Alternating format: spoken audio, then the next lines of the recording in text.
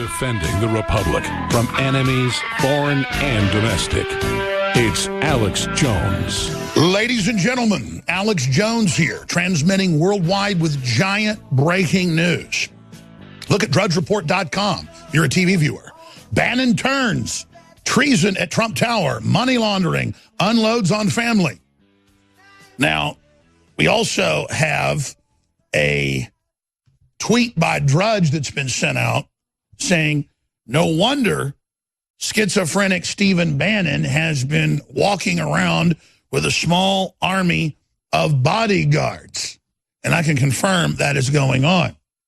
But then I thought, wait a minute, many times what you see in the media is partially true, but partially not. I said, I wonder if this is a respected journalist. I wonder if the author of this book, Fire and Fury, that reportedly interviews hundreds of people associated with President Trump, I wonder if he's known for BuzzFeed Pissgate type behavior. And sure enough, ladies and gentlemen, 3 minutes of research revealed that he is known,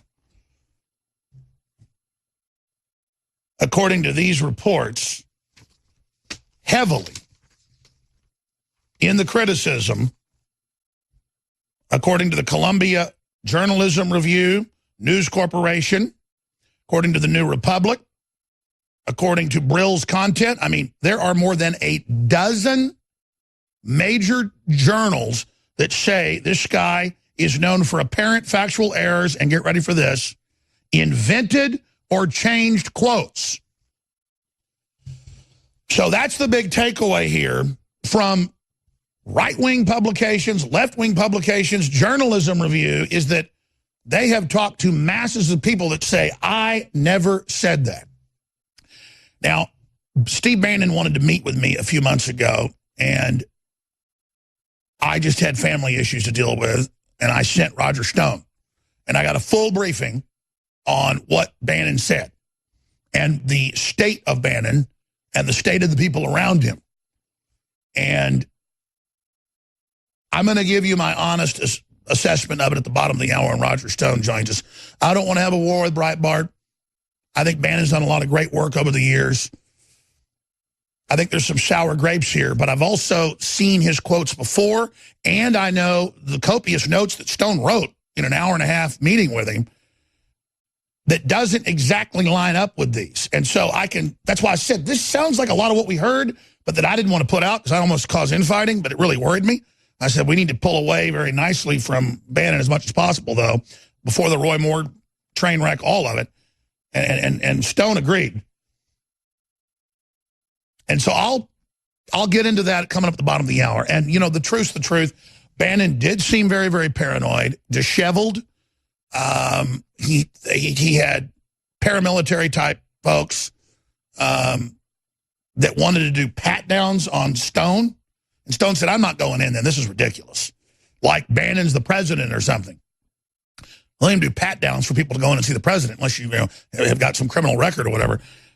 So I think Bannon's got sour grapes, but at the same time, the media is going to jump on this and go, look, Bannon, the inside guy, says it's treasonous, blah, blah, blah. But then you read the quotes carefully. It's like, well, you know, if they knew these were Russian agents, it was Clinton operatives they sent over there promising dirt on Hillary. Hillary was over in Russia trying to get dirt on Trump. That's not treason to go get dirt if somebody is running for office and they've sold out their country. It's the opposite if you don't expose it. So I think 80% of this is true. I think Bannon's sour grapes, and now he's seen the derailing going on with his attempt to take over the grassroots movement, the Republican Party, and kind of brand it as if it was his, when it's really Drudge and InfoWars and you, and Breitbart and Daily Caller and WorldNet Daily. It's all of us together, not one guy. And it's not just Trump. You know, it's all of us. It's a global movement. It's the whole world wanting to be free. We've got mega massive record Arctic blast coming down into the United States, the third in just the last month, threatening to bring down much of the East Coast power grid.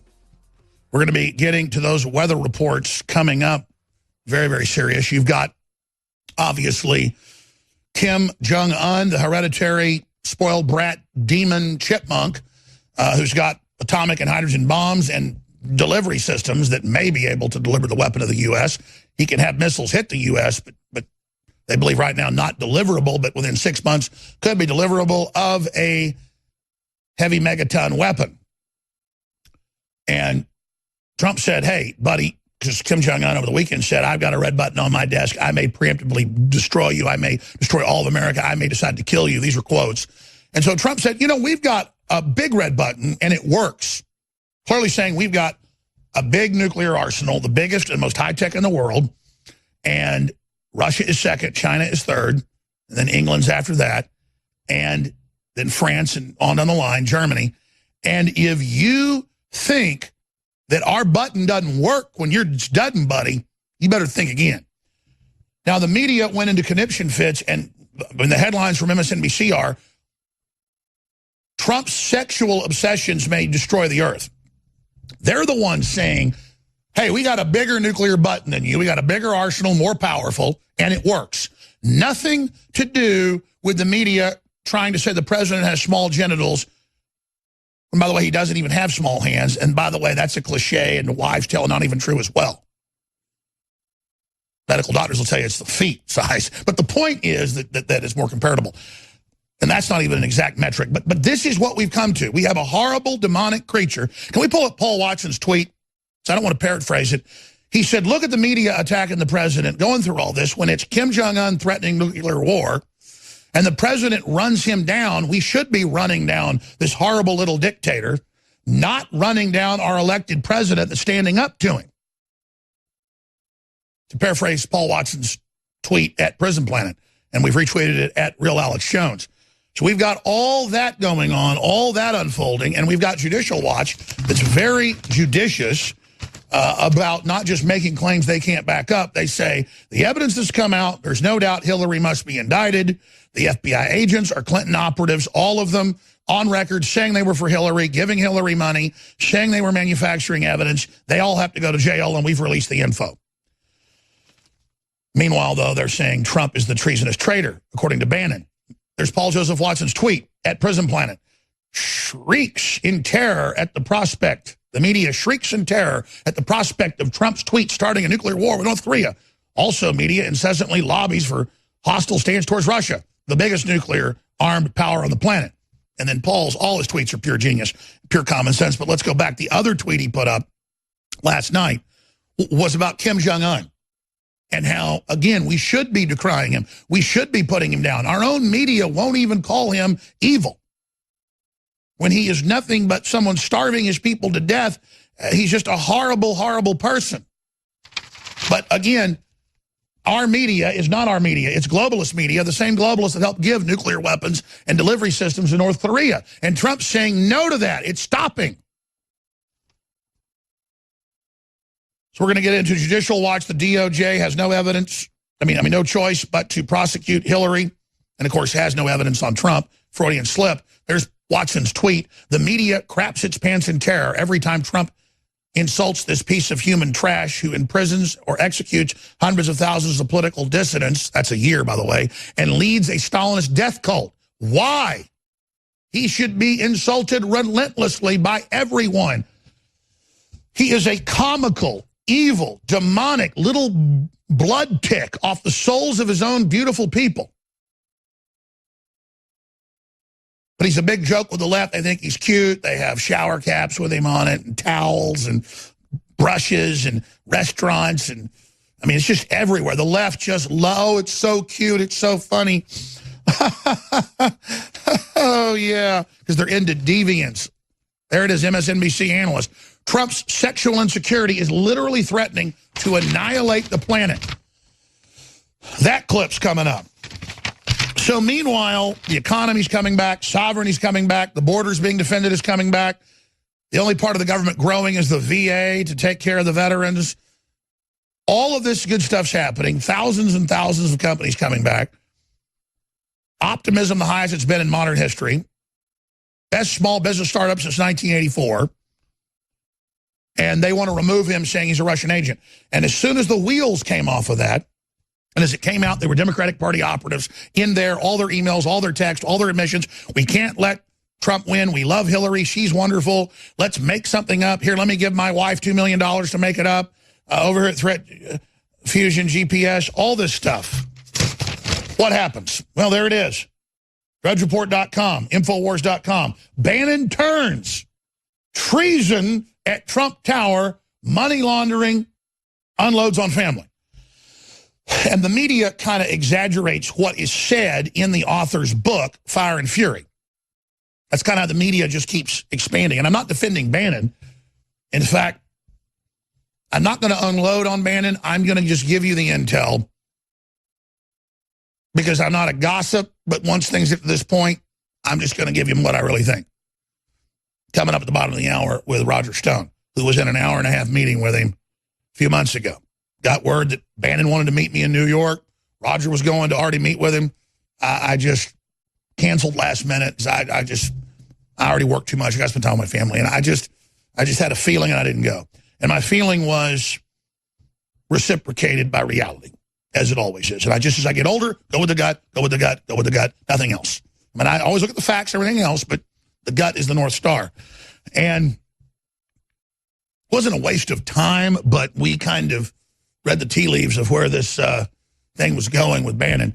I mean, behind the scenes, Roger thought that Moore was bad news, not as a bad person, but just the whole thing was bad news, and that this thing was the SS Titanic, and that we should just get it a safe distance away before the whole Bannon system blew up. And I don't want it to blow up because I want to beat the globalist. I want there to be more targets out there for the globalists, so I'm not the only one. And so it's just a fact. But then here's the big enchilada. I went, wait a minute. Is this like BuzzFeed? My gut said, look and see if this is like BuzzFeed with the PP-Gate dossier that was totally fake. They're the ones that published it. Do they put out false quotes? Do they have unnamed sources that are fake? I've experienced BuzzFeed. Literally just make up whole cloth sources. They go, there was a waiter at a movie theater that Jones went to sometimes named Doyle, and Doyle says that Jones said he doesn't believe any of it in multiple meetings with Doyle. Like, I go to the movie with my wife and kids, and I don't believe a word I say, Doyle. And then that's their anonymous source, from in my experience, the capital of food poisoning in Central Texas. This particular movie theater I can't go to anymore because I get food poisoning, my kids too. But that's a side issue. I'm not going to name any names. But you're sitting there experiencing it for yourself. So I said, Bannon said similar things, but not exactly to Stone, who wrote copious notes, and Bannon let him. But some of it was off record. But they're not exactly like this. And I said, let me look up who this writer is. So I looked up Michael Wolff, and I found articles by the Columbia Journalism Review, the New Republic, Brill's Content, and a bunch of others, saying that he is known for inventing or changing quotes. Do you hear that? And apparent factual errors.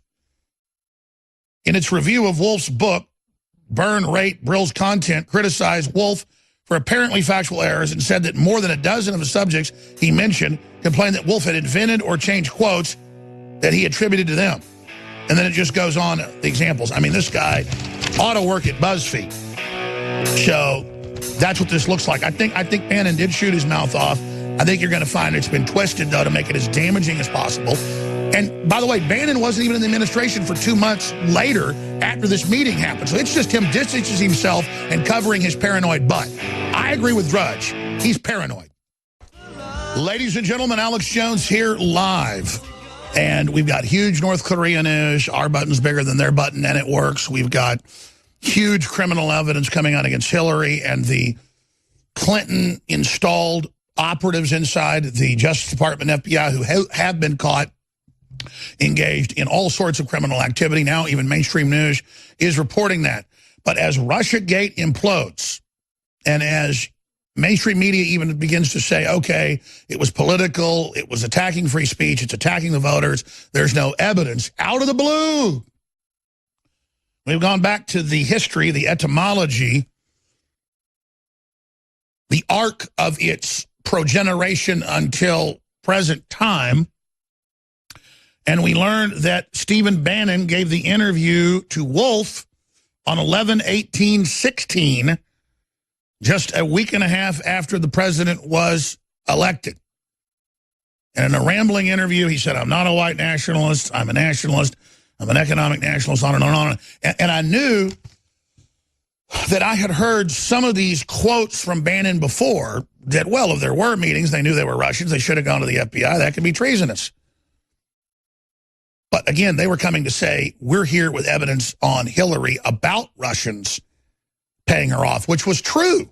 But it turned out these Russians were sent by the Clintons and worked for George Soros. That's now been confirmed, and told them they wanted to meet with them about orphans and getting Putin to unfreeze the abolition on taking Russian orphans out of the country and bringing them to the United States.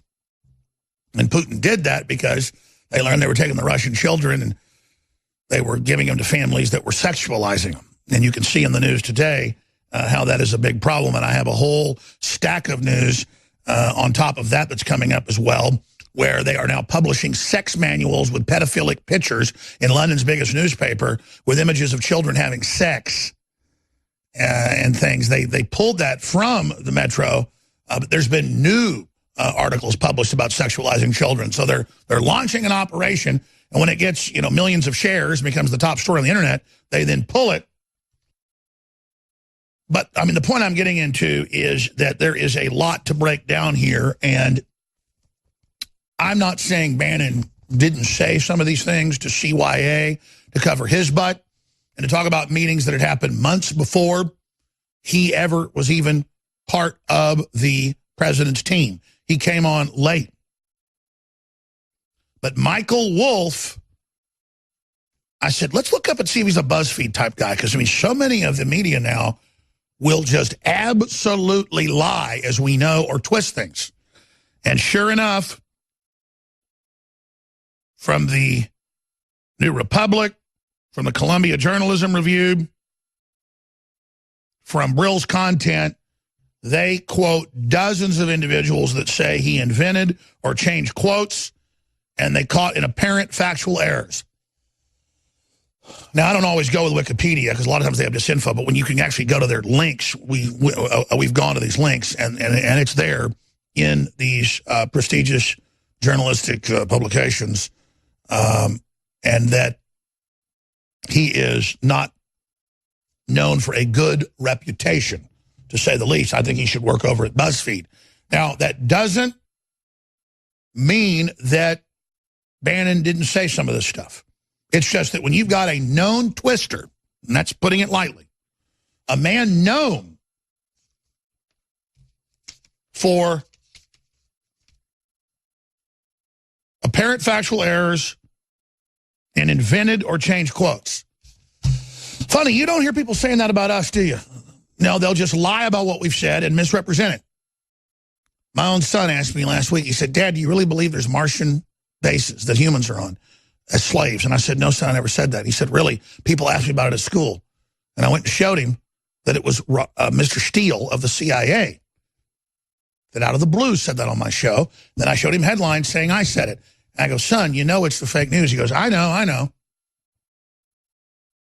Now, he said, what about the gay frogs? And I said, let's pull up studies about atrazine turning the frogs. It actually uses the word homosexual and asexual and a bunch of other things. He goes, wow. And I'm like, yes, son. That's how the media takes something that should really be concerning us all, and it turns into I'm homophobic because I'm claiming that chemicals are changing our sex. The globalists admit the program back in the 60s. It's going on to de-industrialize, to depopulate the earth. And it doesn't mean there weren't gay people throughout history. And I don't hate anybody. And I get criticized by the ultra-right wing for saying it. But I get attacked by the right wing that misrepresents what I stand for. I get attacked by the vicious left wing. And it doesn't matter because I have integrity. And our audience knows I have integrity. And our audience knows what I really said. And they know we're one of the most accurate platforms out there because we do our research. And when we make a mistake, we tell you. So continuing here, ladies and gentlemen, this is a big issue, that this is their new relaunch. is this book talking to supposedly 200 plus people around Trump with a sophistic individual known for twisting things and papering over things and mixing truth with disinformation, according to a giant compendium, a giant spectrum of liberals and conservatives saying this is not what I told him. Remember the New York Times said that a woman said that Trump said she was fat, that he was dating and he didn't like her and it was mean? She goes, I never told them that. He showered gifts on me. He was such a gentleman, so nice, it was almost too much. And then he said, man, we've both gained a little too much weight. We ought to go on a diet while they were sitting over ice cream and cake. Trump's an addict for sweets. She said, I said, the only thing you ever said that hurt my feelings is that, you know, we need to lose some weight, both of us. My wife says all the time, you need to lose weight, or you need, you know, you're stopping exercising, go back to it. Because I've lost so much weight, she says, you know, don't get back where you were. Is she a bad person? I mean, this is, but it was like, made fun of women, said they were fat, was vicious, hurt them. And then she goes, that's not what I said. So again, this is what they do. We all know they do it. I'm not defending Bannon, because we don't know all the facts yet. But I don't want to see a civil war kicked off inside the nationalist, patriot, libertarian movement. I have said, though, that Bannon positioned himself like he was the leader of the liberty movement, and the media kind of went with that. And I was worried they could try to dig something up or destroy him and use that to give us a bloody nose. And so I said to Steve Bannon on air, and I delivered him the message as well. I got his phone number, never call him. I sent him some text that, hey, man, come on. It's the public that led this thing and did this thing, and we're all just focal points in that. Even Trump is. We don't want to make it just about Trump, because it is the people, and it's about other countries and a global awakening that, quite frankly, InfoWars, if you have to pick one group being the modern ignition point, it's InfoWars. But I don't even want that credit, because it's all a compendium of that detonation point wouldn't have hit the main powder, which is the Drudge Report and talk radio, if that wasn't there. So nobody gets the credit but all of us together. And we don't need to have a big fight with each other, but we got to set the record straight about Bannon. So I'm going to do it on the other side with Roger Stone. I'm Alex Jones, your host. We know that Stephen Bannon did not like Jared Kushner or Donald Trump Jr. We know that behind the scenes, he's said a lot of negative things about him. Everybody knows I don't get involved in infighting. And I'm just glad it never boiled out into the open. I'll leave it at that. Stephen Bannon, I think, had some great vision. I think he helped the campaign. I'm not here to attack Stephen Bannon. I am here to say, though, that the media, the establishment media, like kind of pushed him the last year like he was really the president and that he was going to take control of the liberty movement, so they could then act like he was derailed and the liberty movement's takeover of the Republican Party had failed. And I said that a year ago, and that's exactly how they've scripted it now. You didn't fail. I didn't fail because Judge Moore went off the rails. We're winning. So they keep saying it's a victory for the Republican establishment. Is that why they're almost all to a man resigning and leaving? Because they know there's a new sheriff in town. 7 senators, 25 members of Congress that are neocons, gone. Orrin Hatch, the latest. John McCain going out the old-fashioned way. But that said, I look up Michael Wolff. This guy is famous as like a BuzzFeed PP-gate type writer. And let's put up some of Jack Posobiec's quotes that are dead on. He's found quotes from the books that turn out to be wrong, that he's known for invented or changed quotes, apparent factual errors, Brill's content, Columbia Journalism Review. This guy is known to make stuff up. It's called pathetic, disgusting, twisted, zero evidence.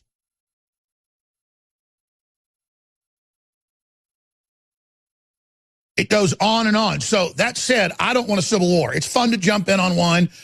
And you know, you see the headlines on Drudge, which I agree are accurate, according to this article in Guardian.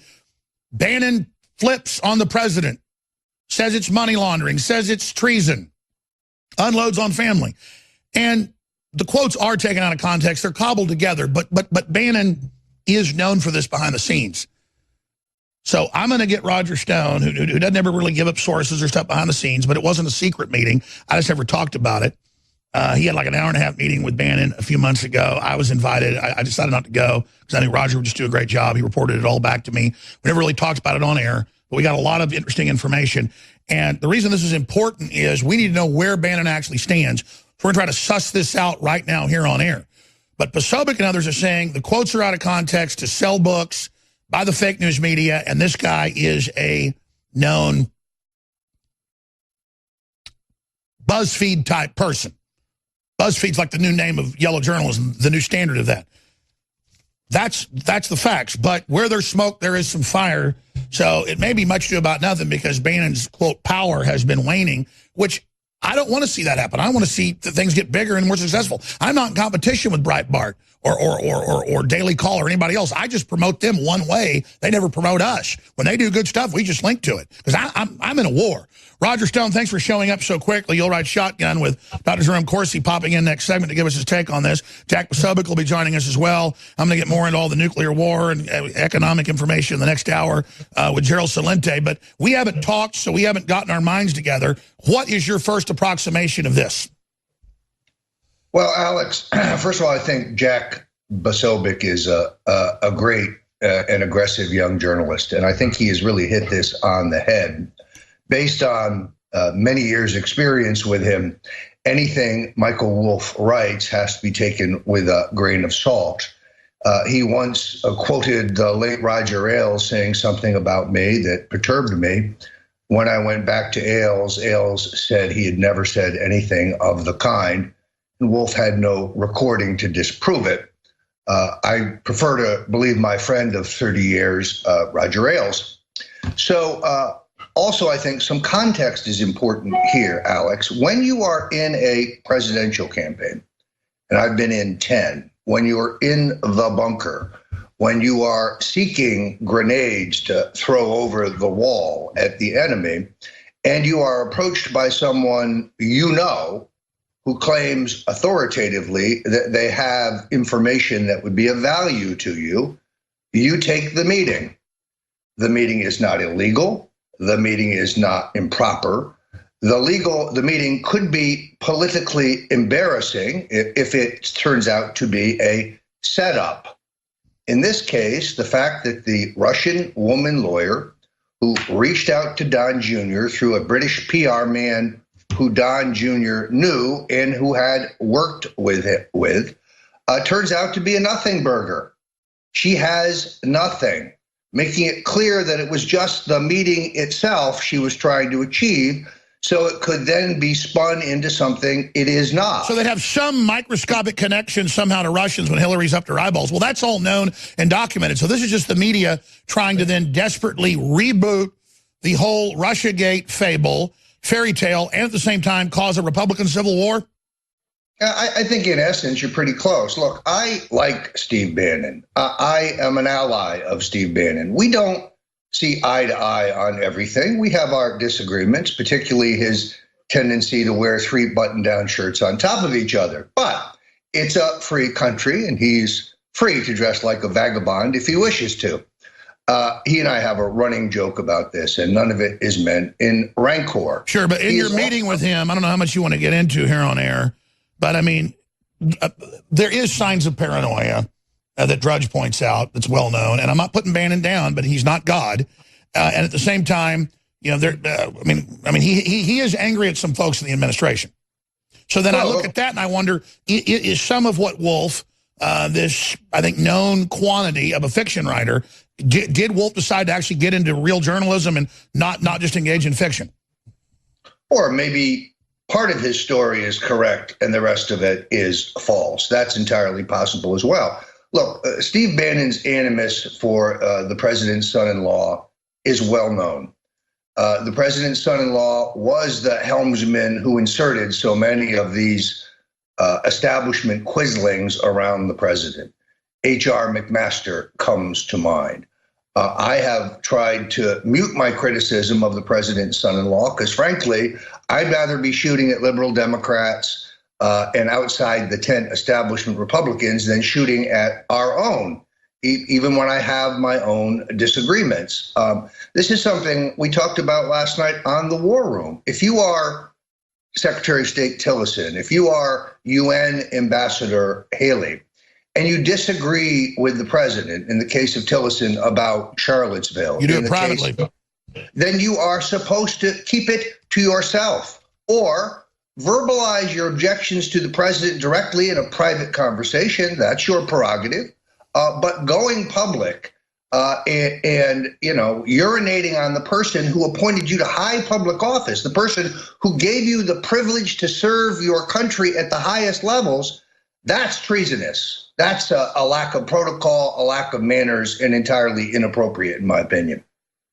You're right, my friend. Stay there. I want to come back and get more into the civil emergency, just dealing with drug dealers and child traffickers that Trump has put into effect, and see where the agenda is going in the new year with you, and also where you think this attempted reboot of Russiagate will go. Just briefly, listeners, we're here because you fund us, and we make it easy to fund us with great products. Thank you for your support in the new year. If you want stamina, libido, weight loss, you name it, I've experienced, many others have experienced, try Super Male Vitality right now, discounted, free shipping, InfoWarsStore.com.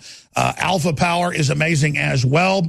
It's 50% off. Colloidal Silver, 67% off, but we sold out of Myco ZX. And by sell out, we're down to like a few hundred bottles, so I took it off sale. It's at regular price. Myco ZX is about to sell out, the antifungal for the gut.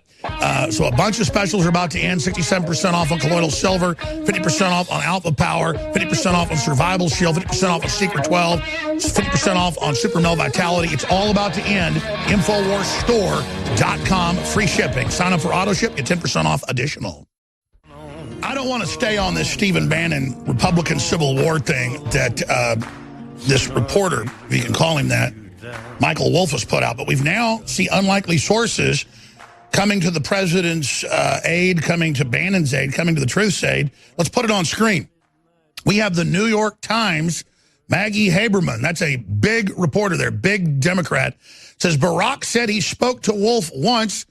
Says he never said the quote attributed to him, to Wolff or anyone. Totally false. Barack said by phone just now. So, ladies and gentlemen, that's what she's saying today.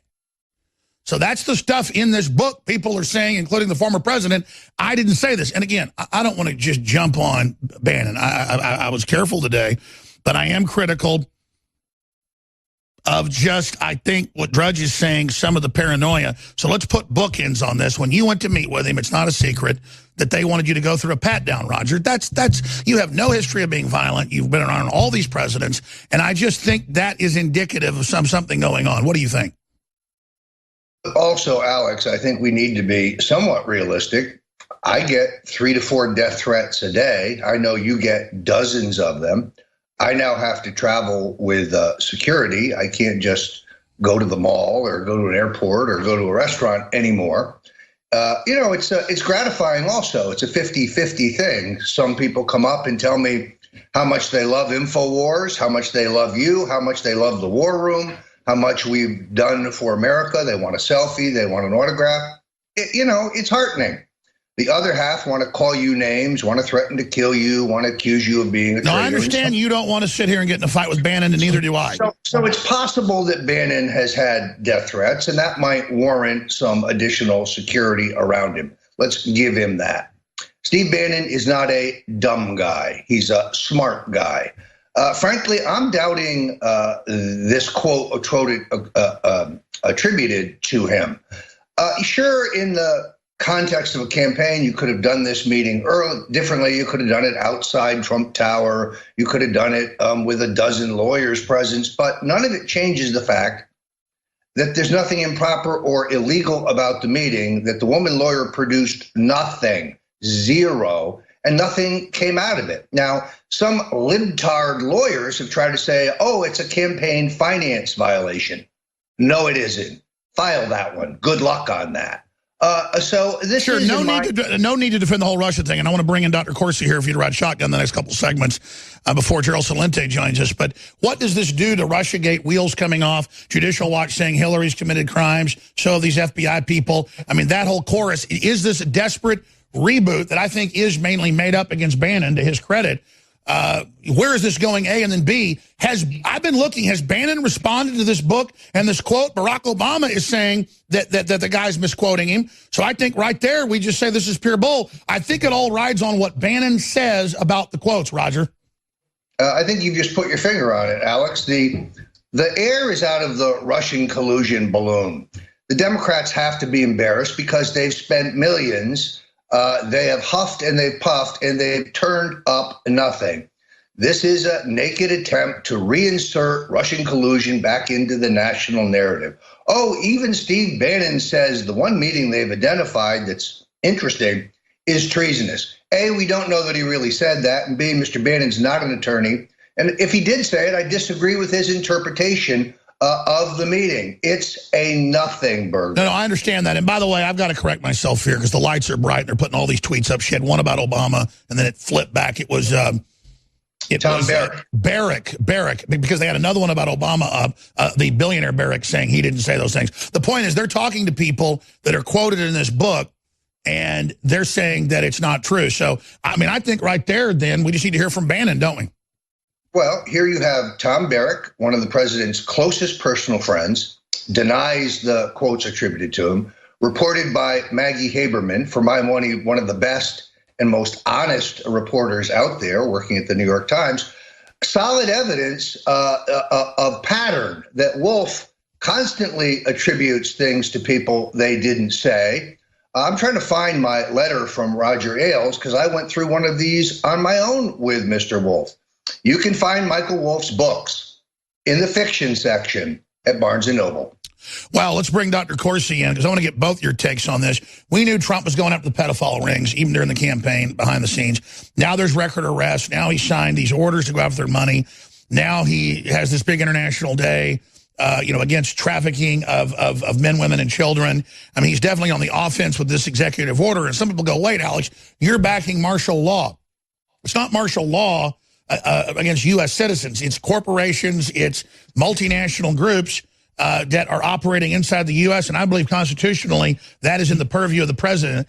You're big on international law and banking, have a degree from Harvard in it. What do you make of this, Dr. Corsi? Well, I think it's very important. I think it's a key step.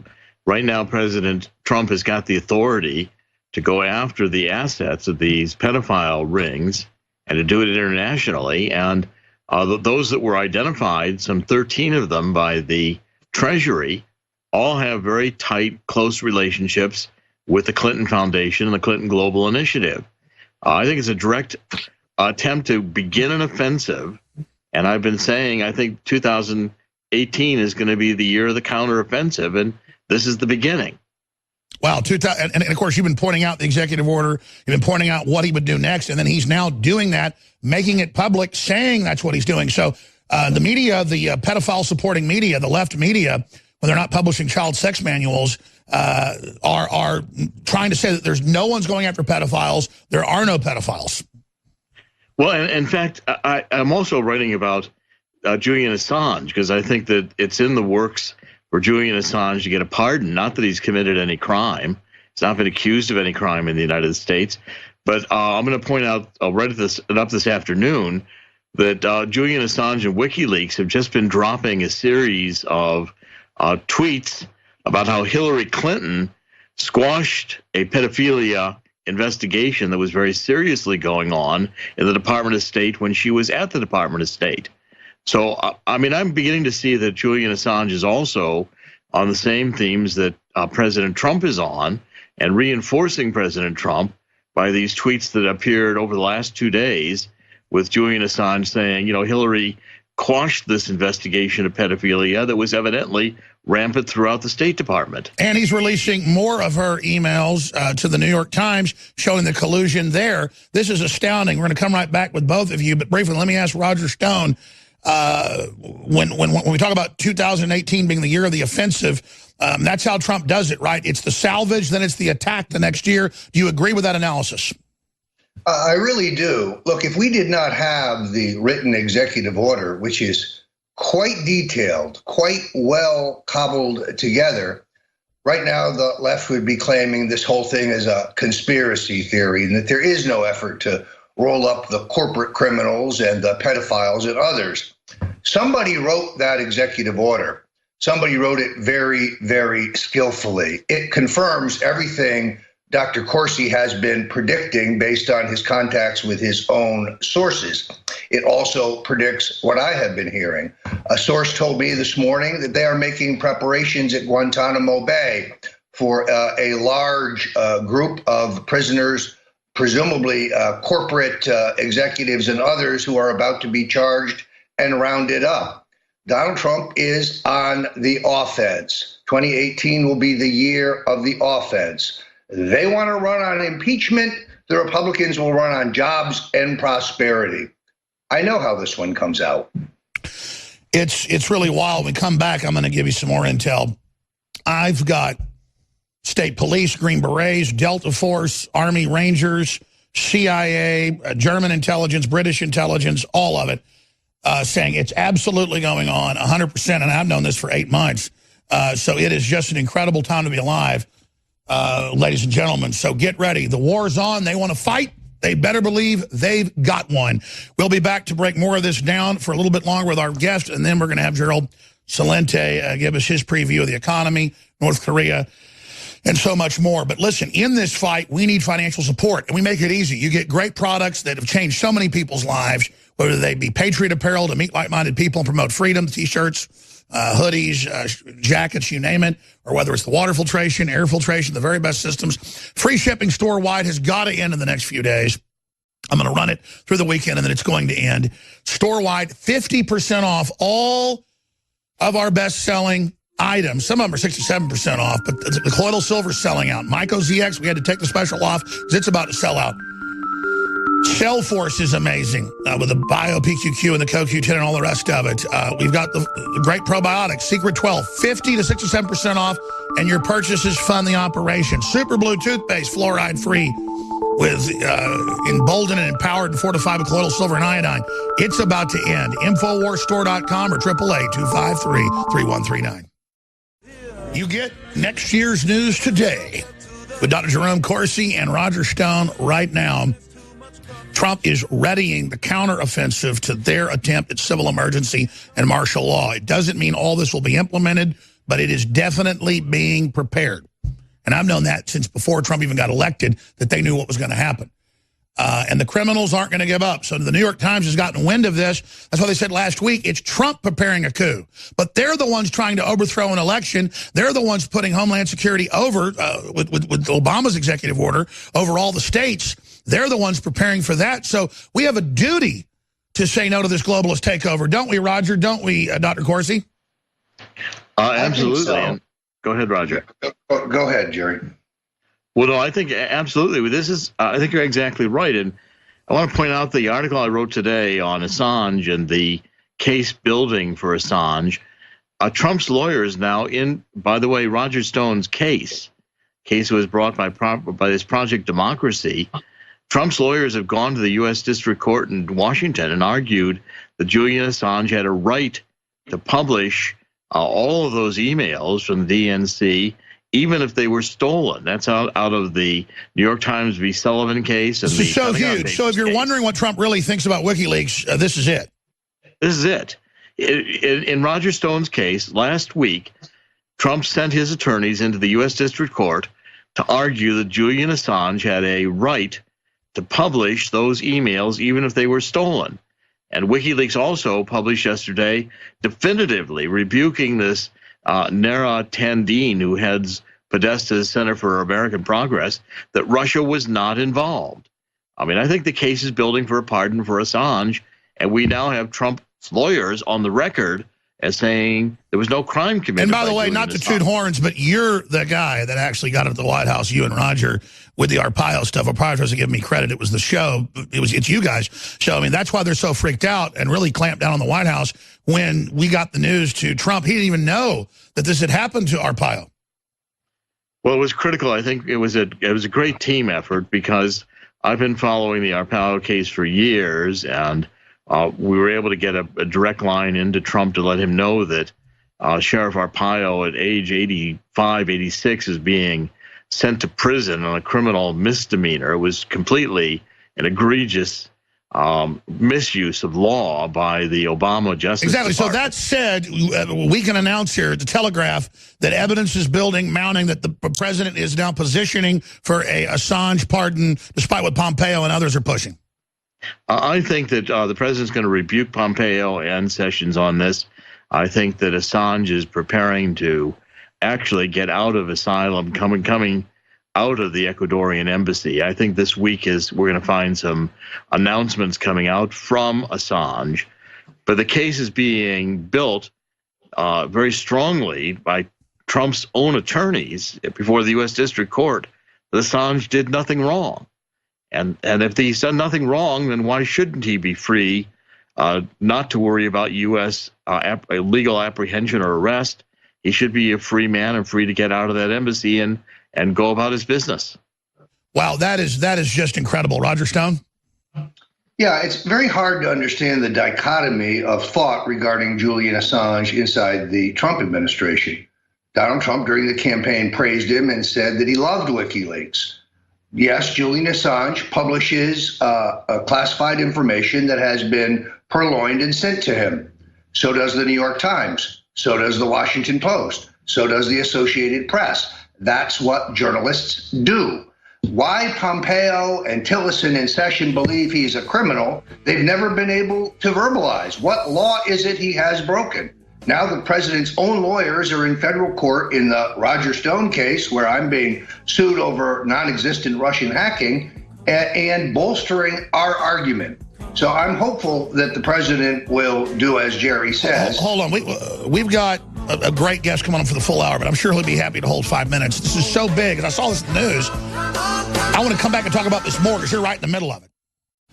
Ladies and gentlemen, Gerald Celente is coming up here in just a few minutes. We've got Roger Stone and Dr. Jerome Corsi on, and these guys are so in the news that I'd read this last night and this morning and hadn't even brought it up when they were on.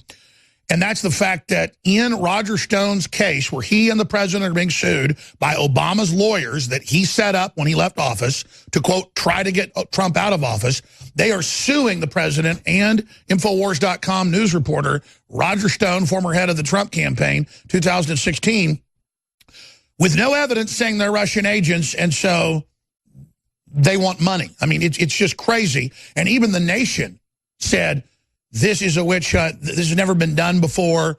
Russiagate is devolving into an effort to stigmatize dissent. You scroll down, it shows Roger Stone right there, just putting his hand on his head, how ridiculous this is. Even CNN said this weekend that Trump is right about the FBI and this being a witch hunt. So they're hedging their bets right now as this thing burns down. But that said, the article's on Infowars.com by Dr. Jerome Corsi. Trump is looking at and preparing a pardon of Julian Assange. We told you a month before that it was happening with Arpaio.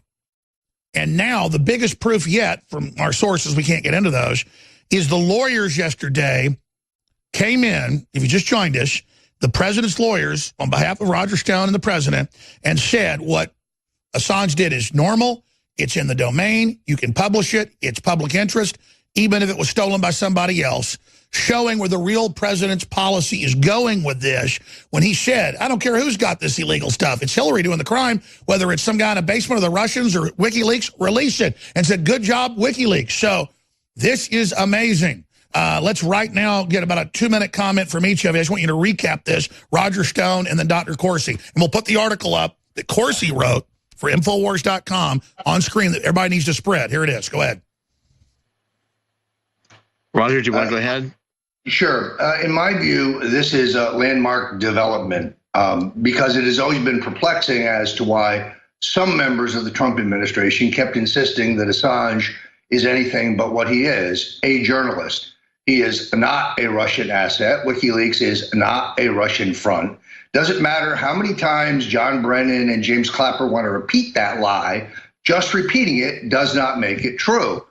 I was stunned when the entire front line of the Obama NSA, Clapper, Brennan, Rogers, Rice, and these other globalists actually filed a legal brief in my case, reiterating and recycling their same old garbage about how the Russians interfered in our election. No proof, no evidence, just rhetoric, their usual tactic. They could have put, I mean, they could have added a amicus brief of Tweedledee and Tweedledum or Grimm's Fairy Tales or other works of fiction.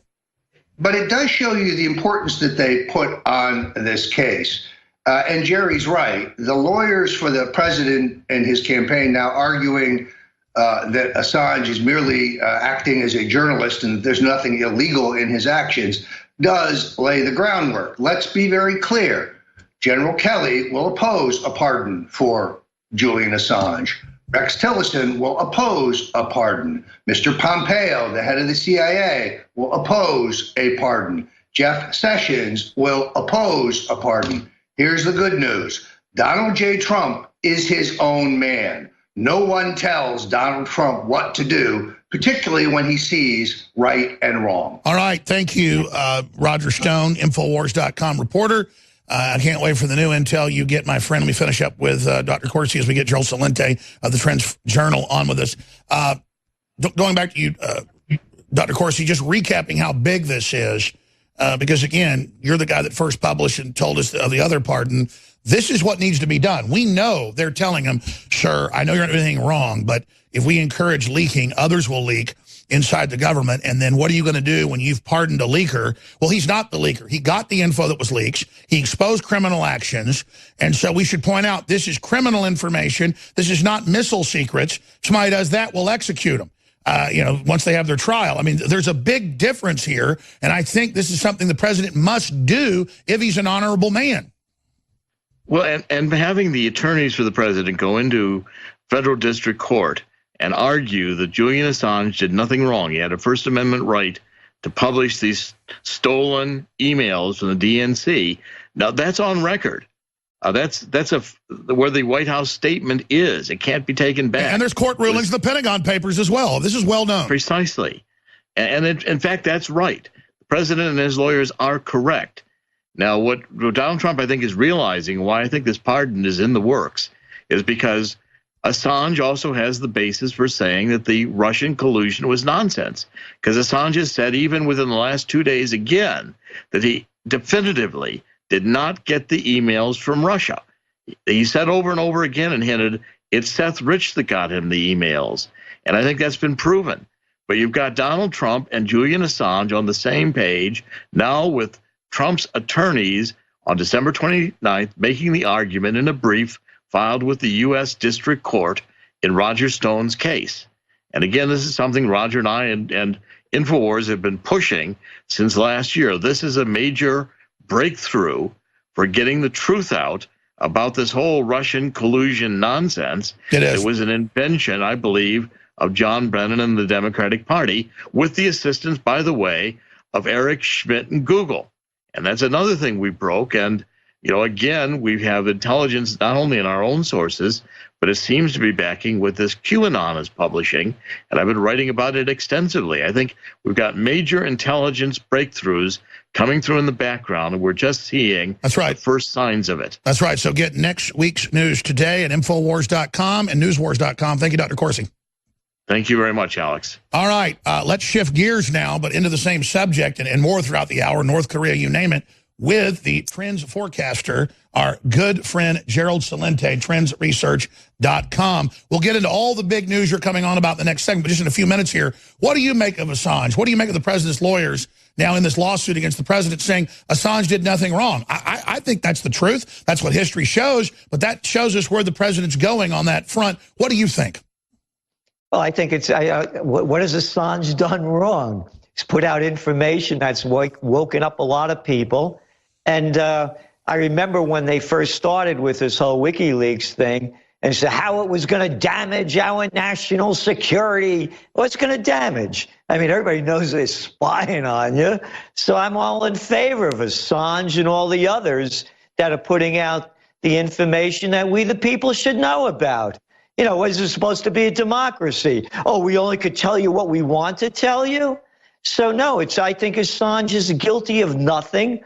And I believe he was framed in Sweden because of what he's doing. Well, that's been proven now, and you're absolutely right. I mean, look at you judge a tree by its fruits, as Christ said.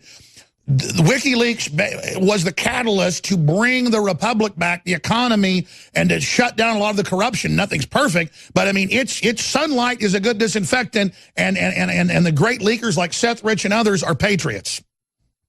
They are, and again, why? You know, I'm sick and tired of these little clowns, these little boys and girls called lawmakers, telling us what we should know and what we shouldn't know. You know what they forgot? 2 words: public servant. Capiche? You work for us, Junior. Could you get that in your head? We want to know all the facts. Where are they? Why aren't you showing them to us? And save your crap about, oh, if the terrorists know about this, then it's no good. I've heard that line all my life, and you keep coming out with all this stuff on how they lie to us, how they deceive us, how they steal our money and give it to their friends and murderers. What Assange is doing is great. Absolutely. And again, it's the criminals in government that don't want this stuff to be revealed. What got revealed has been very judicious by Assange and others, exposing criminal actions after criminal actions after criminal actions by people that aren't public servants that have hijacked this country. We're going to shift gears now with Gerald Celente, look at trends for 2018, 2019, North Korea, how our button's bigger than theirs, and so much more straight ahead. I'm Alex Jones. This is the InfoWar. Please spread the live links on Facebook, Google, and Twitter. Well, Anand Girahardis is his name, MSNBC analyst. He says Trump's sexual insecurities threatening to annihilate the planet. I think that shoe fits on the foot of Kim Jong-un, who is the most pathetic acting and behaving leader I've ever heard of. That said, I don't want war. We'll get Gerald Celente's take on Trump's tweet about, hey, you got your red button. He threatened to nuke us this weekend with his red button preemptively, North Korean dictator Kim Jong-un. And Trump said, well, we got a bigger button and it works. And they said, oh, that's phallic behavior. No, it's saying we got a bigger arsenal, probably 50,000 times bigger, and it works a lot better. But yeah, let's not go there. Here is the clip of MSNBC siding with a dictator like CNN did against America. Here it is. Interesting thought from Donald Trump about the size of his nuclear button and the threat that he just put up against the North Korean leader. Your thoughts? As we saw all through 2017, men with profound sexual insecurity can wreak a lot of havoc in the lives of women, in the lives of their families. But perhaps never have we seen a man whose profound sexual and masculine insecurities are literally threatening to annihilate the planet. I mean, the way he's literally capitalizing in that tweet, his nuclear button. I mean, any psychiatrist or psychologist would have a field day with that. But we all live in a world that could literally be ended in terms of a habitable planet because of the sad man's. Okay, so if you look at classic military posture and the mutually assured destruction, our generals, our presidents have said, if you hit us with nuclear weapons, we have more, we'll totally destroy you. Let's not do it.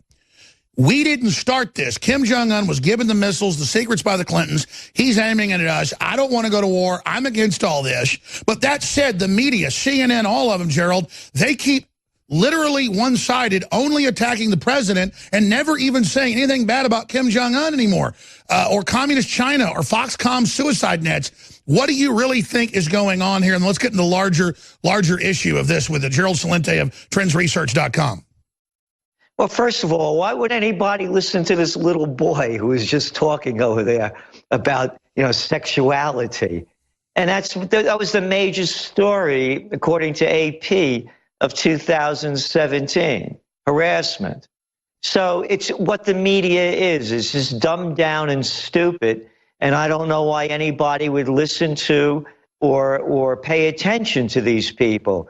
It's like going on to CNN, the Cartoon News Network, and I get all of a sudden they keep flashing up the pictures of the, of Don Lemon. Perfect name for the cat, man, a lemon. It perfectly fits him. A little Anderson Cooper, a little nobody who would be a nobody if mommy wasn't a Vanderbilt. Why would people listen to these little clowns? And that's what InfoWars does. You are bringing in alternative news and as your real news as well. So this is what the people have to stop doing if they don't want to keep being brainwashed by idiots. This isn't fake news. It's dumbed down news. Exactly. Let me ask you this then, before we get into North Korea itself.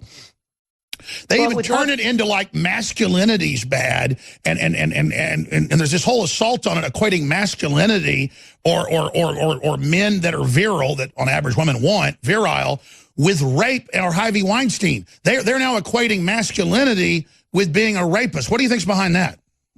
Well, I better stop using this super male vitality then. I might get arrested. So, I'm telling you, it's what it is. They're staying away from the real news. This is all they talk about. These are little minds. Why can't people call a spade a spade? Look at the stupid news. It's dumbed down news. I agree. So, that said, what's your analysis though on the Korean Peninsula? I don't see anything happening. We don't see anything happening there, because if the United States attacks North Korea for any reason, for whatever reason, say goodbye to South Korea. I mean, Seoul is what, 35 miles from the border, and we got 24 million people there. And hey, goodbye, Japan. See you later. So I think this is more rhetoric, and I see some positive movements when you're seeing that, they want to talk about the Olympics and how they could participate in it. And the way that's where I was going next. For the first time in 25 years, 2 years specifically on this system, but for the first time in 25 years, they're reaching out to the general government. First time in 2 years on this emergency hotline. So as you said, big movement. Yes, and the future is peace. I mean, if we go into war, I mean, look, how many more do we have to look at? Wonderful day in Afghanistan today. Let's go. Why don't we, Alex, why don't we go meet in Baghdad and have a nice time? And after that, we could take a trip to Tripoli and maybe Damascus. I mean, look what's going on in the world. So the only future that I see that's profitable is for peace. And I think there's some strong movements in that direction, because there will be no winner if the United States and North Korea go to war. It's, again, there'll be mass murder there, and there'll be no end in sight. Let me bring this up since you mentioned other parts of the world. Look, Trump said, my instinct is we shouldn't be in Afghanistan, let's get out. Then they tell him, oh, sir, we got to clean out Al-Qaeda and Taliban, or they'll reconstitute and attack again. He goes, well, I'm going against my instincts. That's one of the big promises he's broken, is this Afghanistan thing. And I just don't know how he got sucked into that. Well, look who's running the government. I mean, Mattis. I mean, anybody look at a picture of this guy, this General Mattis? What planet is he from? Emperor Palpatine. And look what Mattis just said about us staying in Syria with over 2,000 troops. We're invading a foreign nation. We have no business being there. And again, here's the deal. You're in business, I'm in business. We have to prove by our victories. Show me your victories, and then we could talk about the future. And what you said about Afghanistan.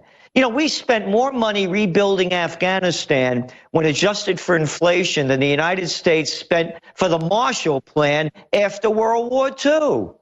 And I'm a New Yorker. Take the subway over here. It's a night in Calcutta. It's a bad joke. And again, a bunch of stupid politicians putting their money in stupid places, giving it to their friends. It's ridiculous, the whole place. And again, I agree with you with Trump saying what he said about Afghanistan, and he got a lot of support because the people really want to get out of there. And now you have Pence saying that we're on the road to victory. And we've been there 17 and a half years. It's the world's longest war now in modern history. Yeah, and a no end in sight. And then we call Russia our enemy, even though after 9/11 they were the first group to help us go into Afghanistan. That's just incredible. All right, I've been asking questions so far. When we come back, Gerald's always got a raft of stuff on his agenda that's always very important and informative. So we're going to let him take over when we come back and see where he leads us straight ahead. Infowars.com, newswars.com. Spread the link, spread the live feeds. That's how we reach more people. Wherever you're watching us live, spread that link and support that local station as well, please. We saw this about 10, 15 minutes ago from Jennifer Epstein. We didn't run with it because it's not a tweet by the president. We couldn't substantiate it. And I looked up, though, 10 minutes later, and there's Fox News reporting this right now. So let's go ahead and put her tweet up on screen. Reportedly, the president has responded in this release that Fox News says they also got. So we'll play that in a minute. President claims that, quote, hit pause, Steve Bannon has nothing to do with me or my presidency. When he was fired, he not only lost his job, he lost his mind. Steve was a staffer who worked for me after I had already won the nomination and defeating 17 candidates, often described as one of the most talented field ever. And then it continues with the full quote by the president. So there is the full quote. Often described as the most talented field ever assembled in the Republican Party. This is from the president. Now that he is on his own, Steve is learning that winning isn't as easy as I make it look. Yeah, people get the approximation of power and think that's it. Steve had very little to do with our historic victory, which the media made it all about him. And then it continues on. Steve had nothing to do with my historic victory. Again, you guys, it's not a big deal, but it's moved around so much I can't find my place there for people watching on TV. I don't think they can either. So try to just take it back out to the full page, and I can read it. Again, this is all breaking. Crew's doing a great job. It's just hard to do this stuff live. I'm going to start over. Statement from the President of the United States. Steve Bannon has nothing to do with me or my presidency.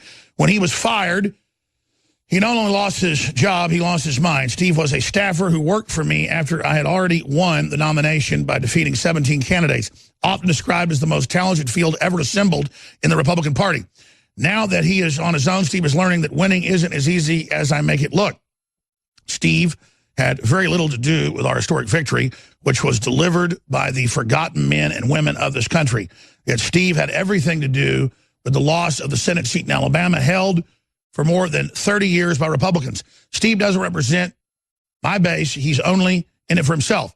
Steve pretends to be at war with the media, which he calls the opposition party. Yet he spent his time at the White House leaking false information. That was the word of why he was gotten rid of. Wow, Trump's really pissed. To the media to make himself seem far more important than he was. It is the only thing he does well. Steve has rarely, in a one-on-one meeting with me, and only pretends to have influence to fool a few people with no access and no clue, whom he helped write phony books. We have many great Republican members in Congress and candidates who are very supportive of Make America Great Again. This is a long statement by the president, but continuing on and just finishing up with the quote here. This is just absolutely incredible. It is the only thing he does well. Steve was rarely in a one-on-one meeting with me, and he only pretends to have had influence to fool a few people with no access and no clue, who he helped write phony books. We have many great Republican members of Congress and candidates who are very supportive of Make America Great Again. Like me, they love the United States of America and are helping to finally take our country back and build it up, rather than simply seeking to burn it all down, as Bannon has said. Okay, I didn't mean to interrupt Gerald Celente, the trends forecaster, trendsresearch.com, but Trump unloads on pretender Bannon, lost his mind. That's the name of this segment right there. We'll get into other big subjects you want to cover, but first off, as news breaks, obviously, with Gerald Celente, what do you make of this going on? Well, you know, it's like when I, again, going to what they call the news, and I hear what Jimmy Kimmel or Colbert said. You know, what do I care what clowns say? And this guy's a sore loser, and he's crying in front of everybody. But in the meantime, what he's doing is he's building his name out there so people keep going to his website, that he works, that he's a part of.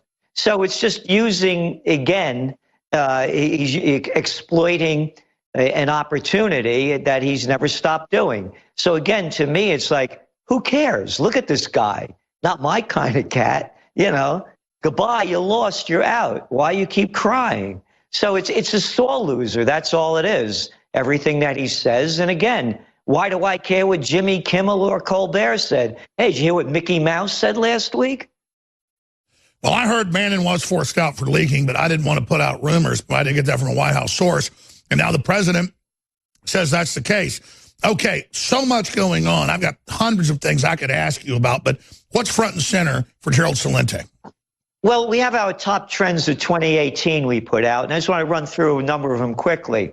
This whole cryptocurrency craze actually ties into a lot of what you're doing. And you're an alternative media bringing different news and different information to people. And that's why a lot of people are going into cryptocurrencies. It's a populist movement in many ways. They say this thing is a fraud. It's like a tulip bubble. Hey, guess what? You can't eat tulips. You only could look at them. They're good for nothing else. Using this for exchange of currency. This is using for transactions. This is real money in a lot of ways. And you're seeing big names getting into it, like Thiel yesterday announced millions of dollars invested in them.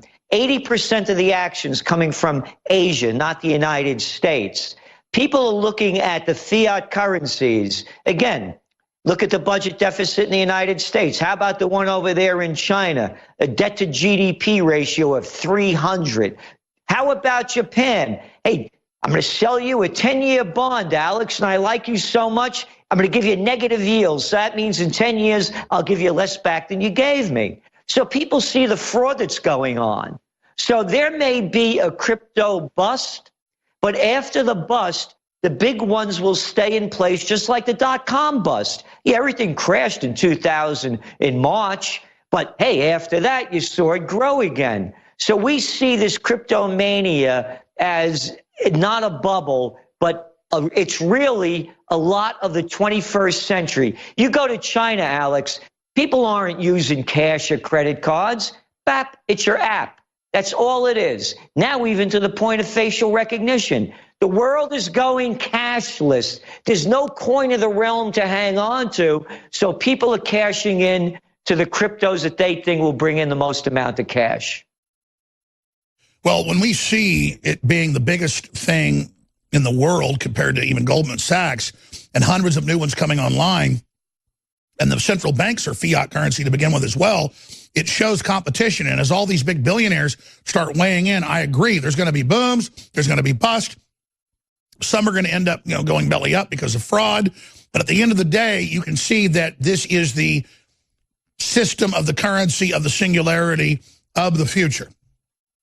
Yes. Another trend, because again, people subscribe to us because they want to invest and make different decisions. This whole thing about electric cars, forget it. It's not going to happen now with the technology that they have. Last year, they produced 84 million cars on Earth.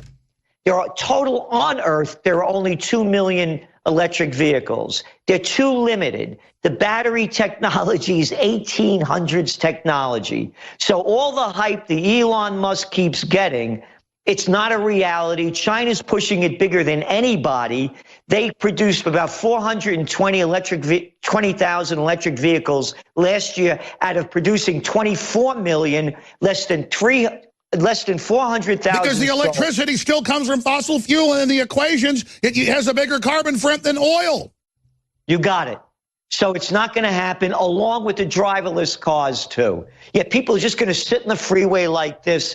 Hey, how many cars did they recall last year for hoods flying open, accelerators sticking, ignition switches? And we already see disasters everywhere with self-driving cars. Exactly. It's yeah. Airbags exploding. Wait till these computers malfunction. They're already doing it with the driverless cars. We'll be back. Wow, Gerald Celente is on fire. Straight ahead. What are we going to hit next, Gerald? Well, how about organic cities? Let's talk about organic cities, sanctuary cities of organicness. We'll be back with Gerald Celente. Then in the third hour, Jack Posobiec. Stay with us. You know, Trump is very formulaic, and he did not attack Bannon, even though we know that he was getting attacked through leaks that he thought were from Bannon. As soon as he saw these quotes from Bannon, even though these may be exaggerated or twisted, the president's gone completely ape. We've just retweeted it, Real Alex Jones, the president's full statement. It's also been published at Infowars.com. Simply amazing. Gerald Celente is our guest. We're going right back to him in a moment to get into more future trends. The next hour, we're joined by Jack Posobiec and more to talk about North Korea, to talk about the Trump administration, to talk about all these other big issues. Briefly, you've been supporting the broadcast, and I appreciate that. But if we're going to grow in the face of the globalist and continue to deliver when they are putting everything they've got into the fight against us, and Soros more than quadrupling the amount of money he's putting into bringing down Western countries, then we need the listeners to spread the articles, spread the videos, spread the links, spread the stories. I'm not griping at you. I'm saying you're the reason we've expanded, but now we're under attack more than ever because the globalists have congressional hearings and single us out as one of the main enemies because they understand we're not in it for just ourselves. We're in it all together because we're in it for ourselves. We understand we're in this together. All hang together or hang separate, as Benjamin Franklin said. So we have incredible supplements that are one of the main funders we've got. And we've got more than 60 of them now for every angle. Some of them are for the same thing, but different formulas to see what you like the best. They're all there. And New Year's specials have been extended through Sunday, and then they've got to end. That means store-wide free shipping. Super Male Vitality, 50% off. Brain Force Plus, 50% off. Alpha Power, 50% off. That super powerful, our new product. Cell Force, that's got the Bio PQQ, the CoQ10, all of it. That's 50% off with free shipping. All this is free shipping. Survival Shield X2, the good iodine. That's 50% off. Vitamin Mineral Fusion, 50% off with free shipping. The Real Red Pill, just learn why that's such a base for everything you've got to have. We've got all the Super Blue high-quality toothpaste products, 50% off. And those are about a week from selling out at current sales rates. So we had to end the sale for Myco ZX. It's about to sell out and a bunch of other stuff. So a bunch of these are going to end the next few days. So Super Blue products, the fluoride-free toothpaste with colloidal silver and iodine that it's fortified with, that's about to end. Secret 12, really high-quality vitamin B12 you take under the tongue. That's about to sell out, 50% off. DNA Force is excellent, 33% off. Carnivore and FloraLife, our new probiotic, 33% off. Free shipping on all of it, and it's your purchases that make it possible, InfoWarsStore.com. So thank you all, or 888-253-3139. And when I say support our local affiliates, that's critical. Spreading the word, becoming a sponsor. And our guest, people like Gerald Celente, never even plugs his quarterly glossy magazine that you may already know a lot of this, but your friends and family don't. Give it as a gift, or sign up for the free news alerts. But it's all about building a new economy, something Celente's been writing best-selling books since the early 90s on, and that we now see at the vanguard of people pulling away from globalism. So go to trendsresearch.com and become a subscriber to the Trends Journal, but definitely bookmark trendsresearch.com to see his own news reports and more. Okay, Gerald, let's get into, with you now, some of the other big trends you see. Well, I was mentioning, we see a trend called organic growth cities. You know, cities like where I am up here in Colonial Kingston, New York. This place thrived when the Industrial Revolution was going on. It was supplying New York with cement and bricks and on and on. And then the Industrial Revolution died. The place went down. And then IBM came here. They were making mainframe computers. They left. The place went down. And now this place and many others around the country are snapping back because they're growing organically without the requirement of a big industry or a resource. And they're places that was when America truly was beautiful and the construction was gorgeous. So what's happening is that people can't afford to live in Brooklyn anymore, New York City. So and then not only here, but around all the major cities, and they're going to these old hubs that were beautiful downtowns, and they're rebuilding them organically, not because they're relying on, for example, You got a clown over here in Jersey, a stupid jerk of the governor over there. And what is he doing? He's offering Amazon, little Christie, a little piece of junk, giving Amazon, offering them $7 billion of our money, tax breaks they call it, so he can open up a slave camp for packaging, handling, and shipping that people make $28,000 a year.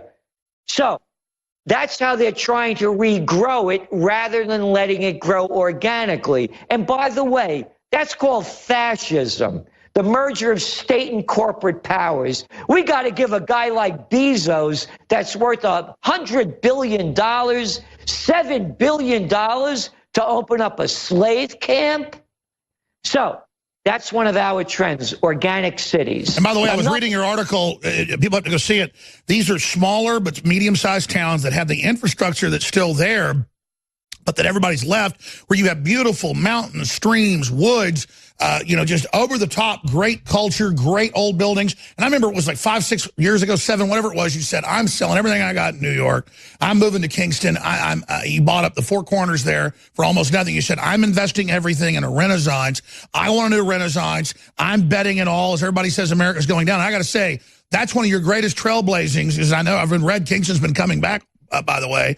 And so but you bet on it with love. It's a beautiful surrounding. I've been up in that area before, totally gorgeous. And again, they go, oh, it's racist to move to the suburbs. But now they have to admit the suburbs are, quote, half minority. They want to get out of these overpriced cities. And it's the Democratic Party that wants to make you stay in these big rotting, blue state cities. What'd you think of Trump getting rid of the exemption on property tax above $10,000 to make the states lower property taxes like they're supposed to? Well, they won't lower them. That's the whole thing. We pay ridiculous taxes here. And again, it's hurting a lot of people, I have to tell you, because the taxes here are so high. I mean, I pay $120,000 worth of taxes a year, Alex. That, just to give you an idea. Just to give you an idea. It's going to hurt a lot of the other people. It's also going to hurt real estate. And that's according to, a lot of the agencies that are coming out. So I'm not thrilled about that one myself. Yeah, but listen, it's going to make them lower it. How big a write-off? They won't. They won't lower it. You're dealing with a bunch of sick people called politicians. Yeah, but Trump thinks it will, and he's been, look, how big a write-off? I understand you just lost a big write-off. So did I. Okay, I'm in the same boat. Exactly. But Trump just got rid of it for him. Imagine how much stuff he owns. I didn't lose a write-off. I have commercial buildings, so sure. I didn't lose. I'm not complaining for me. I'm telling you that the politicians are so stupid, so greedy, and so ignorant. What they'll do is they'll actually raise taxes anytime they can, like they always do. Yeah. So I don't see it happening. Well, so you think Trump is, because he said why he did it, you think he's underestimating them? Oh, yeah, no. I mean, they're politicians. Look up. Well, let me ask you this. What do you make of Trump raising the taxes on himself? That's what he did. Yeah. Again, look up the definition of a politician. They're only in it for themselves, so they don't really care about the people. Anyway, I also want to mention, by the way, everyone listening, if you go to our website, trendsresearch.com, and hit trend updates, there's a column over there, the buttons, and you could see all of our top trends for 2018. And also to ask everybody to put their money where their mind is and support Alex Jones. The products that you sell, I buy because I know the quality of them. And that people, if they really want to have an alternative message, that's a solid message based on facts and not the junk. Well, they need to support you as well. But getting back to this, how did you, I guess you didn't guess it, you just bet on it. But I mean, what you did moving to Kingston and putting everything there. I'm a trend forecaster, so what I do is I look for the developments and I see what happens. People can't afford to live in these cities anymore. Again, the taxes, the cost of living. So people, and you look at the whole millennial generation, they're looking for beauty and elegance as well in a lot of ways. So they're finding these old cities that aren't a bunch of ugly glass and steel and still have real structures to them, that you can get to an airport pretty quickly. They have mass transportation around them, and they have beauty surrounding them. So that's how we saw it. I've been to Kingston back in college. It's just gorgeous. Oh, the Catskill Mountains are right over here. I mean, the whole Hudson River is down here. We're 90 miles away from New York City, and it's a world away. So when I have to go there, I do. And when I don't, I'm here. That's the way to go. I tell you, Austin used to be like that, and now it is just California, reject central, good Lord. A lot of great Californians, people that went to California and failed, they've come here. Gerald, do 5 more minutes with me. I want to hit a few more forecasting points with him straight ahead, trendsresearch.com. Thank you all, listeners, for what you do, by the way. We'll be right back. Ladies and gentlemen, we're back live. Final segment with Gerald Celente, who I really respect as an economist, a researcher. He's been a scientist, a lobbyist, best-selling author, #1 New York Times best-selling author. And he's saying, look, I'm up here in New York, getting rid of the income tax and the property tax write-off above $10,000 is going to hurt average people. I know most people that live in New York and everywhere, you might live in a tiny one-room apartment. It's like $20 grand a year in property taxes or whatever. It's passed on just in your rent. So, you're paying $50,000, $60,000, $70,000 for a crap hole a year. The leftists all launder their money through it. They all have all these other write-offs. I get the ultra-rich are the ones that created the scam. Trump's trying to kill the scam with this. He had huge write-offs with it. And so I think in the next year, you're going to see property taxes and state income taxes go down in many blue state areas. But Gerald lives there, and he's as smart as I am or smarter. So let's get his analysis on this. Well, here's, again, current events form future trends. This is just right off CNBC right now. New York real estate has its worst quarter in 6 years. Total sales volume fell 12% compared with the fourth quarter of last year, the lowest quarterly level in 6 years. And the reason they're saying it is brokers say the declines are simply the result of uncertainty around the Republican tax plan as buyers held off because of the new law became clear. Again, I'm not hit by it. I have commercial buildings. The taxes here are ridiculous. We're being run by a bunch of little freaks called politicians. And I want to read you the definition. Anybody could Google it up of what a politician is. So all you people that love your politicians, this is who you love, according to Merriam-Webster. A person primarily interested in political office for selfish or other narrow, usually short-sighted reasons. A statesman is the opposite. Exactly. A politician is as I would call it, a low-life piece of crap. And I was the assistant to the Secretary of the New York State Senate. And I saw these little clowns of nothing, and it was the worst job I ever had.